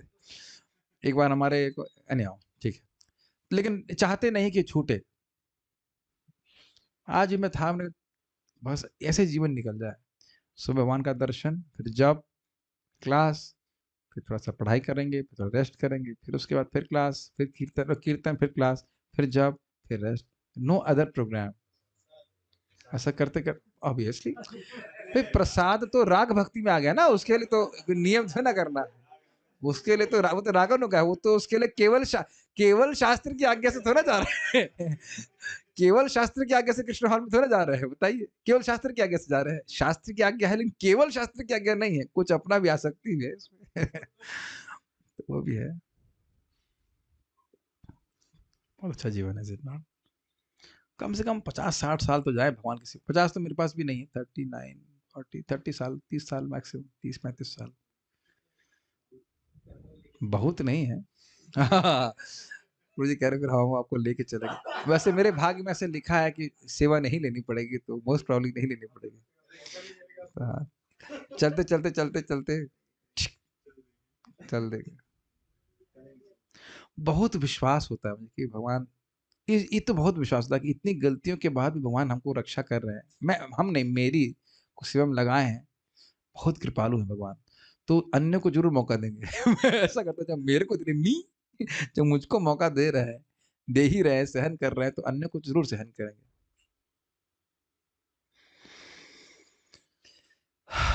कृष्ण को प्राप्त करना है, ये इच्छा आप अगर हृदय में पकड़ें, प्रभुपाद जी सूत्र बता देंगे, मुझे कृष्ण की कृपा प्राप्त करनी है, और इस तरह से प्रयासरत हो, आप देखिएगा जीवन में भगवान मार्ग खोलते जाएंगे, खोलते जाएंगे, खोलते जाएंगे, खोलते जाएंगे, बंद ही नहीं होगा। बस इस इच्छा को बनाए रखिए, इससे बहुत श्रद्धा होती है। कृष्ण will ओपन और आश्चर्यजनक रूप से खोलते जाएंगे, खोलते जाएंगे, खोलते जाएंगे। लेकिन मेन बात है हमारी इच्छा है कि नहीं। मैं बारंबार इस बात को बोलता हूं कि ट्रेनिंग मतलब भक्त को सिंसियर बनाना। ये बात इस क्लास से जरूर नहीं लीजिएगा। Sincere banana, sincerely, sincerity of purpose, मुझे कृष्ण भावना भावित तो होना है। अगर ये इच्छा इम्प्लांट कर दी गई, वो बाकी सब अपने आप कर लेगा। कैसे जब करना है, कैसे जब मैं प्रगति करूं, कैसे भागवत पढ़ने, सब कुछ आ जाता है। डिजायर इम्प्लांट होनी चाहिए। Everything is a matter of desire. ठीक है, चलिए अब जो भी है, हम खाली इतनी बात कर रहे थे कि हमारा भी सौभाग्य है भगवान को देखने का रोज। मैं फिर से याद दिला रहा हूं, अब आगे पढ़ेंगे छठे स्कंद में। दिति का प्रसंग छठे स्कंद में है, आठवें में है, छठे में है, अंत में तो लिखा है एक दिन जो भगवान की पूजा करता है उसको भगवान अपना धाम देते हैं। बताइए, पूरा एक साल दिति ने पूजा करी है तो क्या होगा पूरा जीवन भर को व्यक्ति पूजा करे। केवल भक्त को इसलिए रखे हुए हैं सामान्यतः कि प्रचार हो जाए, नहीं तो भगवान को आके प्रीचिंग करना पड़ेगा। कुछ भक्त लोग भी तो कुछ करें, नहीं तो ऐसा मत कहिएगा कि एक दिन में भगवान आपके पास नहीं, अपने पास नहीं लेके आ सकते। ये असमर्थ नहीं भगवान।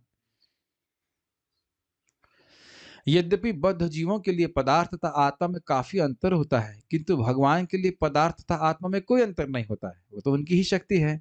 भगवान के लिए सारा अस्तित्व केवल आध्यात्मिक है और इसी तरह भगवान के साथ घनिष्ठ संबंध रखने वाले शुद्ध भक्त के लिए आध्यात्मिक अस्तित्व के अतिरिक्त और कुछ नहीं होता। इसको समझना चाहिए बहुत सिंपल तरीके से। जैसे भगवान के लिए सब कुछ आध्यात्मिक है, उसी प्रकार से जो भौतिक, जो उन्नत चेतना वाले व्यक्ति हैं, स्थावर जंगम देखे ना देखे तार मूर्ति, सर्वत्र होए तार इष्ट देव मूर्ति। तो जहां भी वो देखते हैं वो केवल कृष्ण की स्मृति होती है। अब आप लोग थके तो नहीं लग रहे हैं, तो इसलिए मैं सोच रहा हूँ कि पूरा ही कर दें। 10 और 11 दो ही तो श्लोक है, 2 श्लोक, ओनली 2।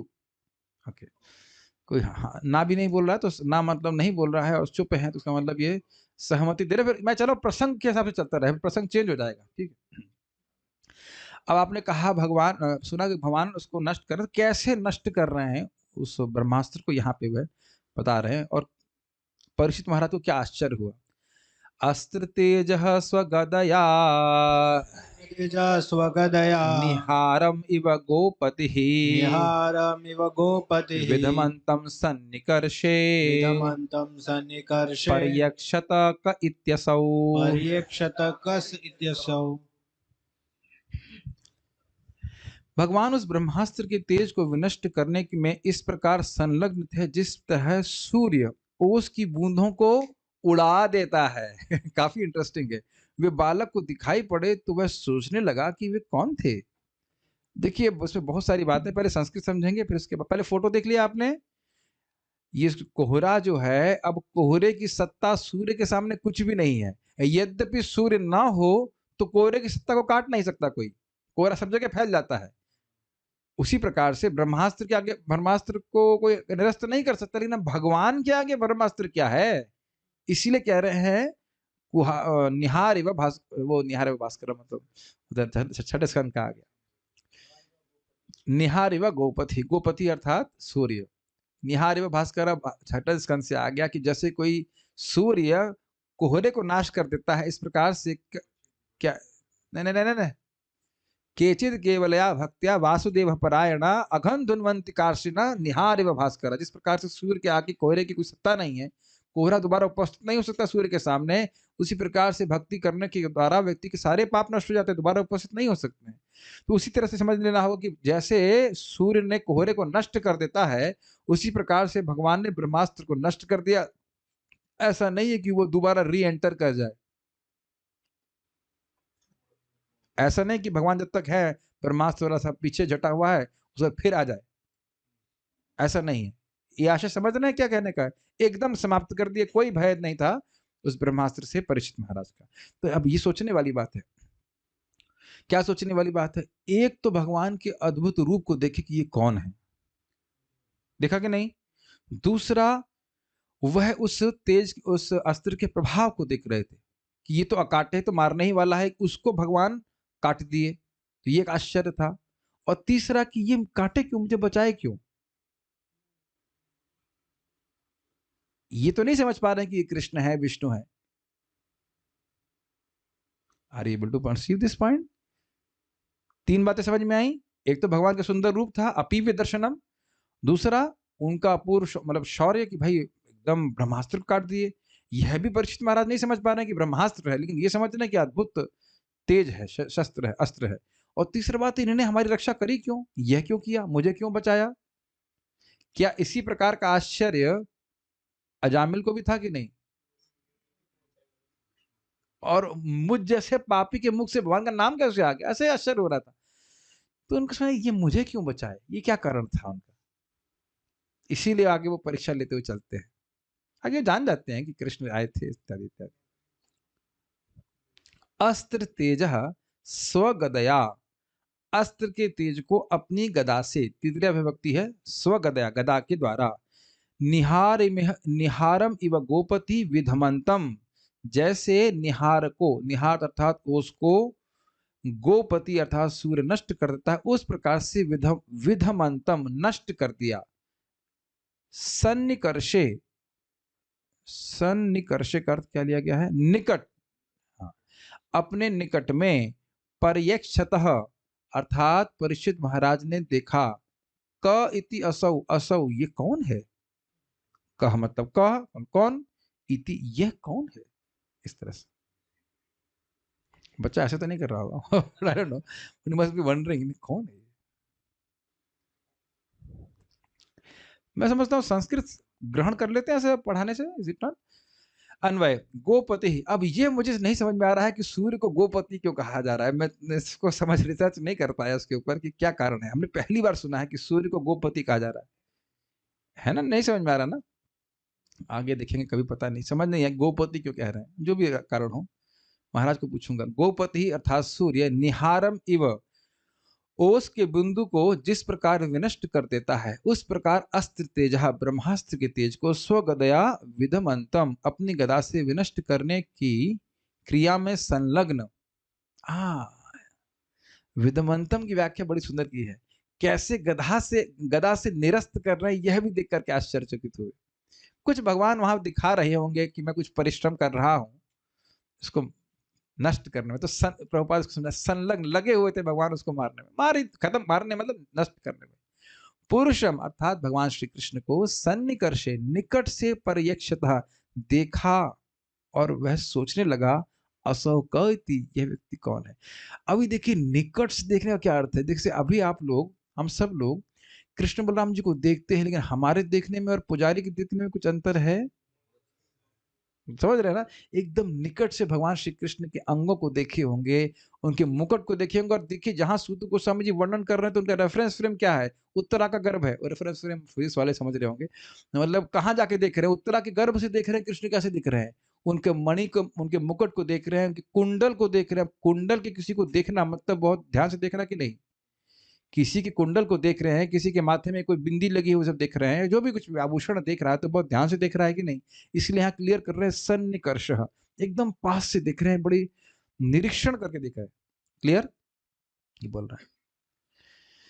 ये फोटो मैंने समझा दिया। सारा दर्शनी, गोपति अर्थात जिस प्रकार सूर्य गोपति मतलब सूर्य, निहारम अर्थात ओस की बूंदों का नाश करता है, उसी प्रकार भगवान ने ब्रह्मास्त्र का विनाश कर दिया। Clear? I assume it is clear and clear or not clear? सबको समझ आ गया? नहीं समझ आया? गोपति का अर्थ है सूर्य, और जैसे सूर्य निहारम अर्थात ओस की बूंदों को, ओस नहीं समझ रहे हैं, कोहरा, उसको नष्ट कर देता है, या ठंड ठंड में बन जाती है उसको नष्ट कर देता है, उसी प्रकार से भगवान ने ब्रह्मास्त्र को नष्ट कर दिया। ब्रह्मास्त्र की उपमा कोहरे से क्यों दी जा रही है, या ओस की बूंद से क्यों दी जा रही है? कुछ समझ में आ रहा है? केवल नष्ट करने की दृष्टि से। ये मत सोचिए कि ओस की बूंद तो ठंडी होती है, ब्रह्मास्त्र तो गर्म होता है, उस दृष्टि से नहीं। नष्ट करने की दृष्टि से, कि भाई ओस की बूंद दोबारा सूर्य के सामने प्रकट नहीं हो पाती है, उस प्रकार से ब्रह्मास्त्र को नष्ट किया। उपमाओं को समझना भी थोड़ा सा इंपॉर्टेंट है। उपमा इस तरह से नहीं देना कि ब्रह्मास्त्र गर्म है और तो यहाँ तो ठंडी है, ऐसा नहीं। नष्ट करने की दृष्टि से बोला जा रहा है। जैसे ओस की बूंद के कोई सामर्थ्य नहीं, कोई सत्ता नहीं है सूर्य के समान सामने, उसी प्रकार से उस ब्रह्मास्त्र की कोई सत्ता नहीं थी भगवान कृष्ण के समान सामने। सॉरी,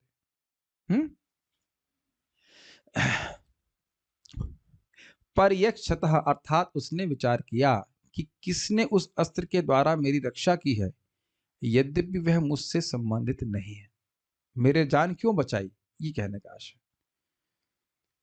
अच्छा आगे देखिए, विधु, अच्छा उसके बाद क्या हुआ, ये सोच ही रहे थे, फिर क्या हुआ, भगवान अंतर्हित हो गए, उसको यह व्याख्या कर रहे हैं। विधूय तदमेयात्मा, विधूय तदमेयात्मा, भगवान धर्म गुप गुप विभु, भगवान धर्म गुभ विभु, मिशितो दशमासस्य, मिशतो दशमासस्य, तत्रैवान्तर्दधे हरिः। तत्रैवान्ददे हरि। विधूय तदमेयात्मा भगवान धर्म गुप विभु, विधूय तदमेयात्मा, भगवान धर्म गुभ विभु, मिशितो दशमासस्य तत्रैवान्तर्दधे हरिः। मिशतो दशमासस्य, तत्रैवान्तर्दधे अब हरि। ये श्लोक थोड़ा सा टेढ़ा था इन द सेंस कि इसमें दशमासस्य शब्द का अर्थ बड़ा अद्भुत है, तो दो अर्थ हैं, उसके हिसाब से दो अनुवाद हम यहाँ पे रखे हैं, देखिएगा। अनुवाद, पहले अनुवाद शिला प्रभुपाद जी का देखते हैं। इस प्रकार बालक के देखते देखते प्रत्येक जीव के परमात्मा तथा धर्म के पालक पूर्ण पुरुषोत्तम भगवान, जो सारी दिशाओं में व्याप्त हैं और काल तथा देश की सीमाओं से परे हैं, तुरंत अंतर ध्यान हो गए। अब इसके अनुसार अन्वय देखिए, कहाँ गया अन्वय, अन्वय धर्म गुप अर्थात सदाचार के रक्षक, गोप्ता पालक, धर्म के पालक। अमेय आत्मा, अमेय आत्मा का यहाँ पे अर्थ है सर्वव्यापी परमात्मा, जो सब जगह रहते हैं। भगवान हरि, भगवान श्री कृष्ण, जो भक्त कष्टों को हरने वाले हैं। दशमासस्य, जो समस्त दिशाओं के द्वारा वस्त्रावृत हैं। अब इसका अर्थ क्या है कि ऊपर से, लेफ्ट से, राइट से, सब जगह भगवान ने कपड़े कुछ पहने हुए हैं। अब ये मैं नहीं समझ पाया हूं अभी तक कि प्रभुपाद जी दशमासस की ये व्याख्या क्यों किए हैं, और इसको प्रभुपाद जी तात्पर्य में भी लिखे हैं, तो प्रभुपाद सोच के लिखे हैं, बहुत मिनट से प्रभुपाद सोच के लिखते हैं, लेकिन मैं ये नहीं समझ पा रहा हूँ कि ये अर्थ कैसे आ रहा है दशमासस से। ये प्रभुपाद बिल्कुल सही लिखे हैं, लेकिन मैं समझ नहीं पा रहा हूँ उसको क्या अर्थ है। दशमासस का अर्थ है 10 मास का, श्रीधर स्वामी चक्रवर्ती बात इस प्रकार लिए है, तो अर्थ होता होगा, क्योंकि प्रभुपाद जी बहुत सारी टीकाओं को रेफर करते हैं, तो उनमें से कहीं से लिए होंगे इस अर्थ को, तो हम उस कारण से प्रभुपाद आप रख रहे हैं उसको। तो ये भी एक अर्थ है कि भगवान दसों दिशाओं में वस्त्र से आवृत है, ऊपर नीचे लेफ्ट राइट, प्रभुपाद को क्लियर करेंगे। तो ऐसे भगवान को देखा। विभु एवं सर्वव्यापक अर्थात काल तथा देश की सीमाओं से परे हैं। इसका मतलब समझते हैं आप लोग, भगवान देश और काल से अपरिछिन्न है। जैसे अगर हम यहां बैठे हैं तो सोनभद्र में नहीं बैठे, और सोनभद्र में बैठे तो यहां नहीं बैठ सकते, है कि नहीं। वेल, एक इंटरेस्टिंग बात है, मैं यहां भी बैठा हूं और हर भक्त के रूम में भी बैठा हूं। What do you think. हाँ प्रभु जी, यही तो दुख है, हर दिन आ जाते हैं आप बैठने के लिए, जैसे ही हम जूम पे लिंक खोलते हैं बूम करके भूत आ जाता है हमारे सामने जो भी है। लेकिन आप लोग भी तो रोज वृंदावन में बैठे हैं कि नहीं, कथा सुन रहे हैं जूम के ऊपर, मेरे से 2 फीट की दूरी पे, एटलीस्ट जिनका वीडियो ऑन है। जो लोग नहीं है वो तो, अब जो लोग का नहीं, वो कहाँ बैठे कौन जाने, बाथरूम में बैठे हैं कि किचन में बैठे हैं कौन जाने, उसका तो कुछ नहीं पता कह सकते। लेकिन जिनका वीडियो ऑन है तो हमारे सामने ही बैठे हैं, ऐसे कह लीजिए। तो ये कुछ कुछ तो यहाँ भी एक दिव्य शक्ति हो जाती है, फिर भी हम लोग वास्तुता नहीं बैठे। तो विभु का अर्थ समझ रहे हैं, एक ही, अच्छा इंटरेस्टिंग है कि एक ही समय में आप यहाँ, एक ही समय में आप 2 जगह नहीं बैठ सकते, नहीं रह सकते। तो विभु का अर्थ समझ रहे हैं, एक ही समय में भगवान हर जगह, हर समय, हर जगह भगवान व्याप्त रहते, इसलिए विभु कहा जा रहा है उनको। ठीक है। तत शब्द अप्लाई किया गया है उस ब्रह्मास्त्र के तेज को, तथा नहीं तत्, उस ब्रह्मास्त्र के तेज को विधुया, विनिष्ट करके, समाप्त करके, मिशतः बालक के द्वारा निरीक्षित होते हुए, अर्थात देखते देखते, जो प्रभुपाद ने अनुवाद किया। सुना यहाँ पे, कोई जेब कतरा मेरे से देखते देखते ही छू मंतर हो गया है, ये देखा नहीं आपने से शब्द इस्तेमाल करते। तो मिशतः मतलब भगवान को देख रहे हैं, देखते देखते देखते और भगवान गायब हो गए। तत्रैव, तत्क्षण गायब हो गए, काम समाप्त, भगवान चले गए। अंतर्दधे, अदृश्य हो गए। अब जरा देखिए, इसमें बहुत रहस्यमय बात है। भगवान सब जगह हैं, तो अभी भी परीक्षित महाराज के पास में ही है, लेकिन केवल उनको दिख नहीं रहे। ये नहीं सोचना होगा कि भगवान अंतर ध्यान हो गए तो कहीं चले गए। यहां पे कोई व्यक्ति आपके सामने से चला जाता है तो प्रायः कहीं और चला जाता है, लेकिन जरूरी नहीं है कि अगर आपको कोई व्यक्ति नहीं दिख रहा हो तो वो आपको आपके सामने या आपके पास में ना हो। अभी मैंने किया ऐसा, यहाँ पे वीडियो खाली ऑफ किया, अदृश्य हो गया। इसका अर्थ ये नहीं है कि मैं जूम की बात कर रहा हूँ, आप लोग के सामने कैसे होगी, लेकिन अगर यहाँ पे मैं अदृश्य हो जा रहा हूँ तो इसका अर्थ यह नहीं हो कि मैं स्क्रीन पे विद्यमान नहीं, स्क्रीन के पीछे विद्यमान नहीं हूँ। क्लियर? जूम में काफी बातें सिखाई जाती हैं, many props can be used. और यहाँ तो हम रोज देख ही रहे हैं कि हमारे बहुत सारे जो श्रोता हैं वो तो यद्यपि विद्यमान है, लेकिन हमारे देखते देखते ही वो है स्क्रीन ऑफ कर दें। डेटा बचाना है भाई, अपने को थोड़ा बचाना है। तो ये भक्त लोग करते ही हैं, उसमें तो कोई बड़ी विशेष बात नहीं। तो अब समझ में आ ही गया होगा कि स्क्रीन ऑफ कर दी भगवान ने, लेकिन भगवान वहां पे थे, ये आशा है। दूसरा अनुवाद देखिए क्या है इसका, तो ये समझ में आ रहा है। खाली दशमासस से बात से थोड़ा चेंज हो रहा है कि प्रपात उसको समझा रहे हैं कि उनका वो कपड़े सब कपड़ों से आवृत थे भगवान कृष्ण, और विभिन्न प्रकार के कपड़े पहने हुए थे, ये अर्थ है। दूसरा अर्थ है अप्रमेय, मतलब इनका कोई कोई मात्रा नहीं, असीमित कह लीजिए। धर्म की रक्षा करने वाले, धर्मगुप, सर्वव्यापक, विभु, ऐश्वर्य संपन्न भगवान श्री हरि उस ब्रह्माज के तेज को विनष्ट करके 10 मास के 10 महीने के उस बालक की आंखों के सामने से अंतर्धान हो गए। ये केवल दो हल्का सा अर्थ क्या आ रहा है, बाकी सब कॉमन है। दशमासस्य को कृष्ण के गुण के पे बोल रहे हैं प्रभुपाद जी कि वह कपड़ों से आवृत थे कृष्ण, और दशमासस्य को इस अनुवाद में परीक्षित महाराज के बारे में बोला जा रहा है कि 10 मास का बालक था। तो ये अब हर बार होता ही है, बहुत बार होता है, सब अलग अलग अर्थ होते हैं, इसको ग्रहण कर लिया होगा। तो हम संस्कृत नहीं दिखा रहे, दिखाऊं, समझ में आ रहा है? मुझे कुछ विश्वास नहीं है, इसलिए पढ़ाऊंगा। विधूय, विधूय तद अम अमये आत्मा, मतलब तत् मतलब उस ब्रह्मास्त्र को विधूय नष्ट करके, अमये आत्मा अर्थात जो अपरिमित हैं, असीमित हैं, परमात्मा हैं, भगवान षड ऐश्वर्यपूर्ण, धर्म गुप जो धर्म के पालक हैं या धर्म पालक पालन करने वालों के पालक हैं, ये भी अर्थ लिया गया है। जो राजा आदि धर्म का पालन करते हैं उनके भी पालक हैं। तो परीक्षित महाराज आकर आगे जाकर धर्म का पालन करने वाले हैं, इसलिए भगवान उनकी रक्षा कर रहे हैं, इसलिए धर्म गुप कह रहे हैं। प्रोसेस कर पा रहे हैं, एटलीस्ट उतना तो समझ पा रहे हैं ना जितना मैं समझा रहा हूँ। पुरानी बात भूल रहे हैं उसमें कोई दिक्कत नहीं है, लेकिन जितना समझा रहा हूँ वो समझ में आ रहा है। धर्म गुप्त का एक सीधा अर्थ क्या है, धर्म की रक्षा करने वाले, और दूसरा अर्थ क्या है कि जो धर्म की रक्षा करते हैं उनकी रक्षा करते हैं। तो परीक्षित महाराज से आगे रक्षा करवानी है कि नहीं धर्म की, तो इसलिए उनकी रक्षा करी। और विभु अर्थात सर्व जगह सर्व समर्थ है, इसलिए कोई उनके लिए कठिनाई नहीं हुई ब्रह्मास्त्र काटने में, सब जगह हैं ही वो। और ऐसे भगवान मिशतो दशमासस्य, तो एक अर्थ क्या हुआ, जो भगवान सभी दिशाओं में कपड़ों से आवृत थे, वह परीक्षित महाराज के मिशत अर्थात देखते देखते तत्रैव वहीं पे तुरंत ही अंतर्दधे, वह गायब हो गए। हरि अर्थात मन को हरने वाले, उसकी व्याख्या भी की जाएगी।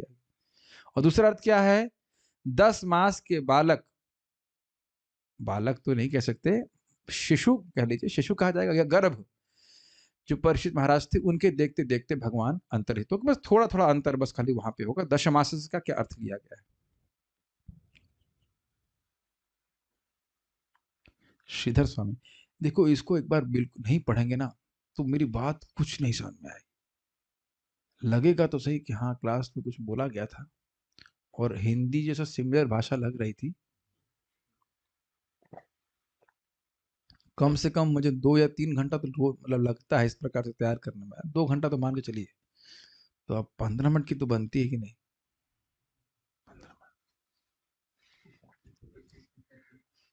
15 मिनट ठीक है। श्री भगवान अमेय आत्मा हैं, उनको पूर्ण रूप से कोई भी नहीं जान सकता। कहने का आशय है कि उनको अमेय आत्मा क्यों कह रहे हैं। उन्होंने ब्रह्मांड के तेज को कैसे विनष्ट कर दिया, इसको तर्क के द्वारा कोई नहीं जान सकता, इसलिए अमेय आत्मा कह रहे हैं। उनकी शक्ति अचिंत है, इसलिए उनको अमेय आत्मा कहा जा रहा है। श्रीधर स्वामी इस प्रकार से कह रहे हैं।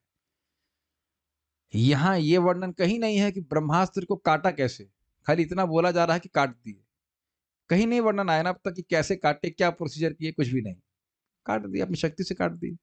अब गदा से काट दिए, और गदा से काटे तो लिखा ही है, कैसे गदा से काट दिए ब्रह्मास्त्र को कौन जान रहा है। यहां एटम बम छोड़ा जाएगा, आप अपने गदा से तोड़ देंगे उसको, एटम बम को गदा से तोड़ देंगे, क्या विचार है? संभव ही नहीं है। गदा गदा सहित ही उड़ जाएगा व्यक्ति, है कि नहीं? और उससे भी अधिक शक्तिशाली, प्रभा व्याख्या कर चुके, कई कई परमाणु बम से भी अधिक शक्तिशाली सब थे ब्रह्मास्त्र, और भगवान ने गदा से निरस्त कर दिया। तो कैसे कर दिया? हमें आत्मा। ठीक है। श्री भगवान धर्म की रक्षा करते हैं, अतएव धर्म गुप्त हैं, अथवा धर्म की रक्षा करने वाले जो राजागण हैं, उन राजाओं की रक्षा भगवान करते हैं, अतएव वे धर्म गुप्त हैं। क्लियर? और इसीलिए परीक्षित महाराज की रक्षा की। भक्त तो है ही आगे जाके धर्म की रक्षा करने वाले हैं। धर्म गोपायति इति धर्म गोपा, अथवा धर्म गोपांति इति धर्म गोपा राजानः तत्प्रभु। ये दो प्रकार से, ये दोनों प्रकार की व्युत्पत्ति है। मतलब धर्म गोपायति ये थी, अर्थात जो धर्म को का संगोपन गोपन करते, उसकी रक्षा करते हैं। और दूसरा का अर्थ है धर्म गोपांति इति धर्म गोपः राजानः तत्प्रभु, जो धर्म की रक्षा करते हैं उन राजाओं के प्रभु हैं, उनके स्वामी हैं भगवान कृष्ण। अगर आपको याद हो तो हम लोग चर्चा कर चुके हैं कि भगवान श्री कृष्ण के बाहुबल के प्रभाव से इंद्र आदि लोकपाल रक्षा प्राप्त करते थे। जब इंद्र रक्षा प्राप्त करते थे किस लिए? धर्म की रक्षा करने के लिए। तो भगवान उनको रक्षा प्रदान करते हैं असुरों से, क्योंकि वह धर्म की रक्षा करते हैं। क्लियर है? ये सिद्धांत भी है, धर्म रक्षति रक्षतः। जो धर्म की रक्षा करता है भगवान उसकी रक्षा करते हैं। यह दोनों प्रकार की व्युत्पत्ति, अलग अलग अर्थ आप ले सकते हो। वे भगवान ब्रह्मास्त्र के तेज को विनष्ट करके 10 मास के उस शिशु के सामने से अंतर्धान हो गए, परंतु अन्यत्र कहीं नहीं गए, क्योंकि वे विभु अर्थात सर्वव्यापक हैं। अभी भी वे विद्यमान थे। कहीं अश्वत्थामा कुछ और अस्त्र चला दिया तो फिर वह रक्षा करने के लिए वहीं पे प्रस्तुत है। ऐसे नारद जी संग हुआ था कि नहीं? अंतर्हित हो गए थे, लेकिन पीछे से बोल रहे थे कि हंतास्मि जन्म, ऐसा कुछ है ना कि तुम अब जन्म में मुझे दोबारा नहीं देख पाओगे, दुख की बात है। कोई योगी व्यक्ति जिसका कषाय नष्ट नहीं हुआ मुझे नहीं देख सकता। तो पीछे से कुछ बोल रहे थे ना, स्क्रीन ऑफ करके, वीडियो ऑफ कर करके। सारा अर्थ दर्शनी धर्म गुप। अब देखिए इसका थोड़ा अर्थ देखिए। धर्म गुप अर्थात वह भगवान जो अपने भक्त वत्सलता के गुण को गोपायति अर्थात बनाए रखते हैं। अभी देखिए एक इसका एकदम अलग और विशिष्ट अर्थ लिए है चक्रवर्ती पाद। धर्म का अर्थ क्या होता है? किसी भी वस्तु का वह गुण जो आप उससे अलग नहीं कर सकते। याद आ रहा है कुछ? भक्ति वृक्ष प्रभुपाद जी का इंट्रोडक्शन। तो अब कह रहे हैं भगवान की भगवान का भक्त वत्सलता का गुण भगवान कभी छोड़ नहीं सकते, इसलिए कह रहे हैं धर्म को। सुंदर है ना अर्थ? I mean amazing. भागवत समझ में आया? कितने लोगों को समझ में नहीं आ रहा है बात? धर्म का अर्थ समझ रहे हैं ना? किसी भाई चीनी का धर्म है मीठा लगना, तो चीटी तो चीनी कभी अपना धर्म छोड़ती नहीं है। तो कह रहे हैं धर्म गुपा अर्थात भगवान का ये धर्म है, भगवान का ये सदा ये नित्य वर्तमान गुण है कि भक्तों पे कृपा करते हैं। धर्म गुप अर्थात भक्तों की जो प्रति वात्सल्यता का गुण है उसको भगवान हमेशा छुपा के रखते हैं, छुपा के नहीं बनाए रखते हैं। यह प्रस्तुत किया कि देखो अपने भक्त को उसके माँ के गर्भ में जाकर भी रक्षा की है, इसलिए धर्म गुपा। वह परीक्षित द्वारा देखे गए जो दशमासस्य अर्थात गर्भ में 10 माह के होकर जन्म लेने ही वाले थे।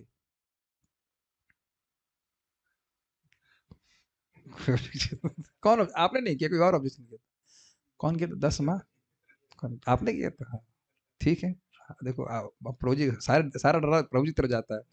हाँ आप कोई दिक्कत नहीं ना? 10 माह चक्रवर्ती पाद भी बोल रहे हैं, ठीक। तो ये स्थिति है। ये कृपा नहीं है कि अपने भक्त को बचाया भी और अपना विशेष दर्शन भी प्रस्तुत करा दिया? ये भी तो विशेष कृपा है कृष्ण की। चलिए आगे पढ़ते हैं। भगवान अन्य स्थान पर गए बिना जहां वह स्थित थे वहां से अंतर ध्यान हो गए, क्योंकि वह सर्वशक्तिमान अर्थात विभु हैं। ये भी इंटरेस्टिंग है। ये कुछ आप लोग ये बात को आप ध्यान नहीं दिए होंगे। मान लो मैं अभी स्थान पे बैठे बैठे गायब हो जाऊं, तब आप लोग कुछ अजीब कहेंगे, वाह वाह दैट्स टू मच। और लैपटॉप सहित गायब हो जाऊं, और फिर उसके बाद शायद कुछ लोग चाह भी रहे होंगे कि गायब ही हो जाए, ये बहुत हो गया। लैपटॉप सहित गायब हो जाए तो अच्छा, बहुत थका दिया हमको। लेकिन एक आश्चर्य होगा कि नहीं, वो गायब होना है अभी, हाँ गायब हो जाएगी। लेकिन ये बैठे बैठे गायब नहीं हो पा रहे हैं, इनको भी बाहर जाना पड़ रहा है। ये वेट कर रहे थे इस लीला का इनाक्ट करने के लिए। यहाँ पे कोई व्यक्ति अंतर्ध्यान हो सकता है बैठे बैठे, ये भगवान की विशेष बात है, इसलिए कह रहे हैं विभु। देखिए, एक विभु का अर्थ है सर्वव्यापक, और दूसरा विभु का अर्थ है सर्वसमर्थ। तो दोनों अर्थ मिला लीजिए। वहां पे रहते हुए भी भगवान सर्वसमर्थ है, इसलिए वहां रहते हुए भी गायब हो गए। बड़ा अच्छा अर्थ ले रहे हैं। देखिए, वह गर्भ में प्रविष्ट हुए तथा हरि अर्थात भगवान परिषद के मन को आकर्षित करते हुए अप्रकट हो गए। ये बहुत अच्छा है। हरि मतलब सर्वमंगल हरे, प्रेम दिया हरे मन, तो वही प्रेम दे करके उनके मन को हर लिया उन्होंने, इसलिए हरि शब्द कहा जा रहा है। यह चोर का लक्षण, देखिए चक्रवर्ती हरि मतलब चोर, चोर का लक्षण है। वह क्यों? वह भीतर प्रवेश करता है और तब अप्रकट हो जाता है। जो जो वस्तु है अच्छी वो चुरा लेता है और उसका गायब हो जाता है। तो ऐसे ही कृष्ण उनके हृदय को चुरा करके गायब हो गए। कितना सुंदर, कितना स्वीट अर्थ लिए। अब देखो और कैसे बोल रहे, कपटी रात्रि लुटेरे के समान परिषद के मन की चोरी के लिए उन्होंने गर्भ में प्रवेश किया था, यह उत्प्रेक्षा यहाँ ध्वनित है। जैसे किसी घर में चुपके से जाओ और सामान चोरी करके ले आओ, ऐसी तरह कृष्ण माता उत्तरा के घर में प्रवेश किए, उनके हृदय को, परीक्षित महाराज के हृदय को चोरी करके वहां से गायब हो गए। How sweet Krishna is it not? माखन तस्कर। तात्पर्य, बालक परीक्षित कोई ऐसे जीव को नहीं देख रहा था जो देश तथा काल से बंधा रहता। यद्यपि वह कृष्ण को अंगूठे के समान देख रहे हैं, लेकिन वह अपरिछिन्न है, असीमित है। ये प्रपात कह रहे हैं, समान व्यक्ति को नहीं देख रहे। भगवान तथा जीव में जमीन आसमान का अंतर होता है। यहाँ पर भगवान को जो देश काल की सीमाओं से परे हैं, ऐसे परम पुरुष बताया गया, अर्थात विभु। विभु समझ गए? हर स्थान, हर देश काल में व्यापी। प्रत्येक जीव देश तथा काल से सीमित है, इसकी व्याख्या मैंने कर दी। अभी जैसे हमारे बीच में रामकृष्ण प्रभु नहीं है, एटलीस्ट फिजिकली नहीं रहे, वो गुजर गए कह लीजिए, वो गुजर गए। तो है ना, भले शायद उनका उनका झोला यहाँ पे है, जो भी कुछ है, उनकी स्मृतियां हमारे संग है। मृदंग बजाया करते थे इत्यादि इत्यादि। गुजर गए कि नहीं गुजर गए? गुजर गए। ऐसा जूम पे सुन तो नहीं रहा है। अच्छा, जो भी है, तो जीव देश तथा काल से सीमित है। नहीं तो सब लोग इच्छा करते हैं ना कि ऑफिस में भी काम होता रहता है और आप यहाँ कथा सुनते रहते हैं कि नहीं, लेकिन ऐसा हो नहीं सकता। कभी कभी लगता है दो भाग हो जाती है, एक भाग मंगल आरती में खड़ा रहता और यहाँ एक भाग दूसरा भाग जप कर लेता तो कितना अच्छा होता। यद्यपि गुणात्मक रीति से जीव भगवान से अभिन्न है, इसको व्याख्या नहीं करेंगे, आप जानते हो, लेकिन मात्रात्मक दृष्टि से परमात्मा तथा समान जीवात्मा में काफी अंतर होता है। क्वांटिटी एंड क्वालिटी, इसकी व्याख्या नहीं कर रहा। सबको समझ में आता है इस बात जी? भगवत गीता में जीवात्मा तथा परमात्मा दोनों को सर्वव्यापी कहा गया, ये न सर्वम इदम ततम। फिर भी इन दोनों के सर्वव्यापकत्व में अंतर होता है, ये थोड़ा समझ लीजिए। जैसे एक बल्ब पूरे रूम को रोशनी प्रदान करता है, उसी प्रकार आत्मा अपनी चेतना के द्वारा अपने शरीर में व्याप्त रहता है, ये न सर्वम इदम ततम। लेकिन भगवान की चेतना सभी शरीरों में व्याप्त है, सर्वक्षेत्रेषु भारत। समझ पा रहे हैं? सर्वव्यापी। हम लोग केवल अपने शरीर में व्याप्त हैं। हाँ, लेकिन रेंज क्या है सर्वव्यापी की? सर्वव्यापी में आपकी सर्व की डेफिनेशन क्या है? आपका शरीर। अगर हमारे पेट में अभी एसिडिटी हो रही है तो आपको तो किसी को पता नहीं है, हमारा मतलब किसी के भी हो रही है, पता चल रहा है। कुछ कुछ शरीर में कष्ट है, दूसरे का मालूम चल रहा है। लेकिन भगवान को सभी के शरीरों का सुख दुख मालूम चल रहा है कि नहीं? तो नहीं समझ? अरे भाई, यहाँ बहुत सारे मैनेजर होंगे, तो आप लोग का एक जोन ऑफ इन्फ्लुएंस है कि नहीं? लेकिन आपसे जो ऊपर बॉस है उसका जोन ऑफ इन्फ्लुएंस और अधिक है, और जो टॉप बॉस है उसका पूरी कंपनी पे है, लेकिन पूरे भारत पे तो है ना है। तो भगवान का जो सर्वव्यापकत्व है वो पूरे विश्व में है, पूरे सभी जगह है, मतलब अनंत अनंत है। उस प्रकार से जीव नहीं है। लेकिन जीव किस प्रकार से है? इधर हृदय के पास रहता है, और जीव का जो चेतना है वो पूरे शरीर में व्याप्त है। क्लियर समझ में आ रहा है जी? इसलिए प्रपात सर्वव्यापकत्व में अंतर कह रहे हैं। सामान्य जीव या आत्मा अपने खुद के शरीर में ही सर्वव्यापी हो सकता है, किंतु परमात्मा समस्त देश तथा काल में व्याप्त है। एकदम अब स्पष्ट है। कोई भी समान जीव अपने सर्वव्यापकत्व से दूसरे जीव को प्रभावित नहीं कर सकता। मैं पेट में खाया तो मेरे को संतुष्टि, आपने खाया तो आपको संतुष्टि, इजी है। लेकिन परमात्मा अर्थात पूर्ण पुरुषोत्तम भगवान असीम रूप से समस्त स्थानों तथा समस्त कालों एवं समस्त जीवों पर अपना प्रभाव डाल सकते हैं। ये लाइनें समझ में आ रही सबको?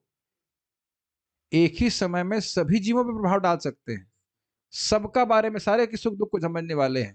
ठीक है, यस, परमात्मा के रूप में सर्व क्षेत्र से बात। जैसे सोचिए, वो एग्जाम्पल दिया जाता है कि यहाँ पे कोई किसान अपने खेत को जानता है, ठीक है, लेकिन राजा सभी के खेत को जानता है और कंट्रोल भी करता है। मैं अपने खेत को कंट्रोल करूंगा, दूसरे खेत को कंट्रोल नहीं कर सकता। Is it not? इसके लिए थोड़ा गीता आप 13वां अध्याय को पढ़ेंगे तो एकदम स्पष्ट समझ में आ जाएगा। मेरे ख्याल से कठिनाई नहीं हो रही होगी, समझ में आ रहा है। चूंकि वे सर्वव्यापी हैं, देश तथा काल से परे हैं, अतएव वे बालक परीक्षित की माता के गर्भ के भीतर भी प्रकट हो सकते हैं। एक बात समझ में आ रही है, ये तो चलिए समझ में आ रहा है कि भगवान उनकी माँ के गर्भ में प्रकट हो सकते हैं, लेकिन ये विचार कीजिए कि मान लीजिए जैसे भी हमारे संघ में कोई व्यक्ति मर जाता है तो उसको तो मैं प्रवचन नहीं दे सकता ना, और मान लो मेरा शरीर छूट जाएगा तो अब मेरा प्रवचन कोई ग्रहण नहीं कर पाएगा, मैं कहीं और कुछ करूंगा, जो भी कुछ करूंगा। लेकिन कृष्ण, और मैं ये भी भूल जाऊंगा कि इसने मुझे सुख दुख दिया इस जीवन में, ये मैंने किसी को सुख दुख दिया, चाहे मैं कितना भी कृतज्ञ हूं, मरने के बाद तो मैं कुछ भी किसी का नहीं कर सकता, unless I become a Vishnu Duta or something like that. Please bless me. Then definitely we can do something. अभी तो ऐसा कुछ नहीं कर सकते।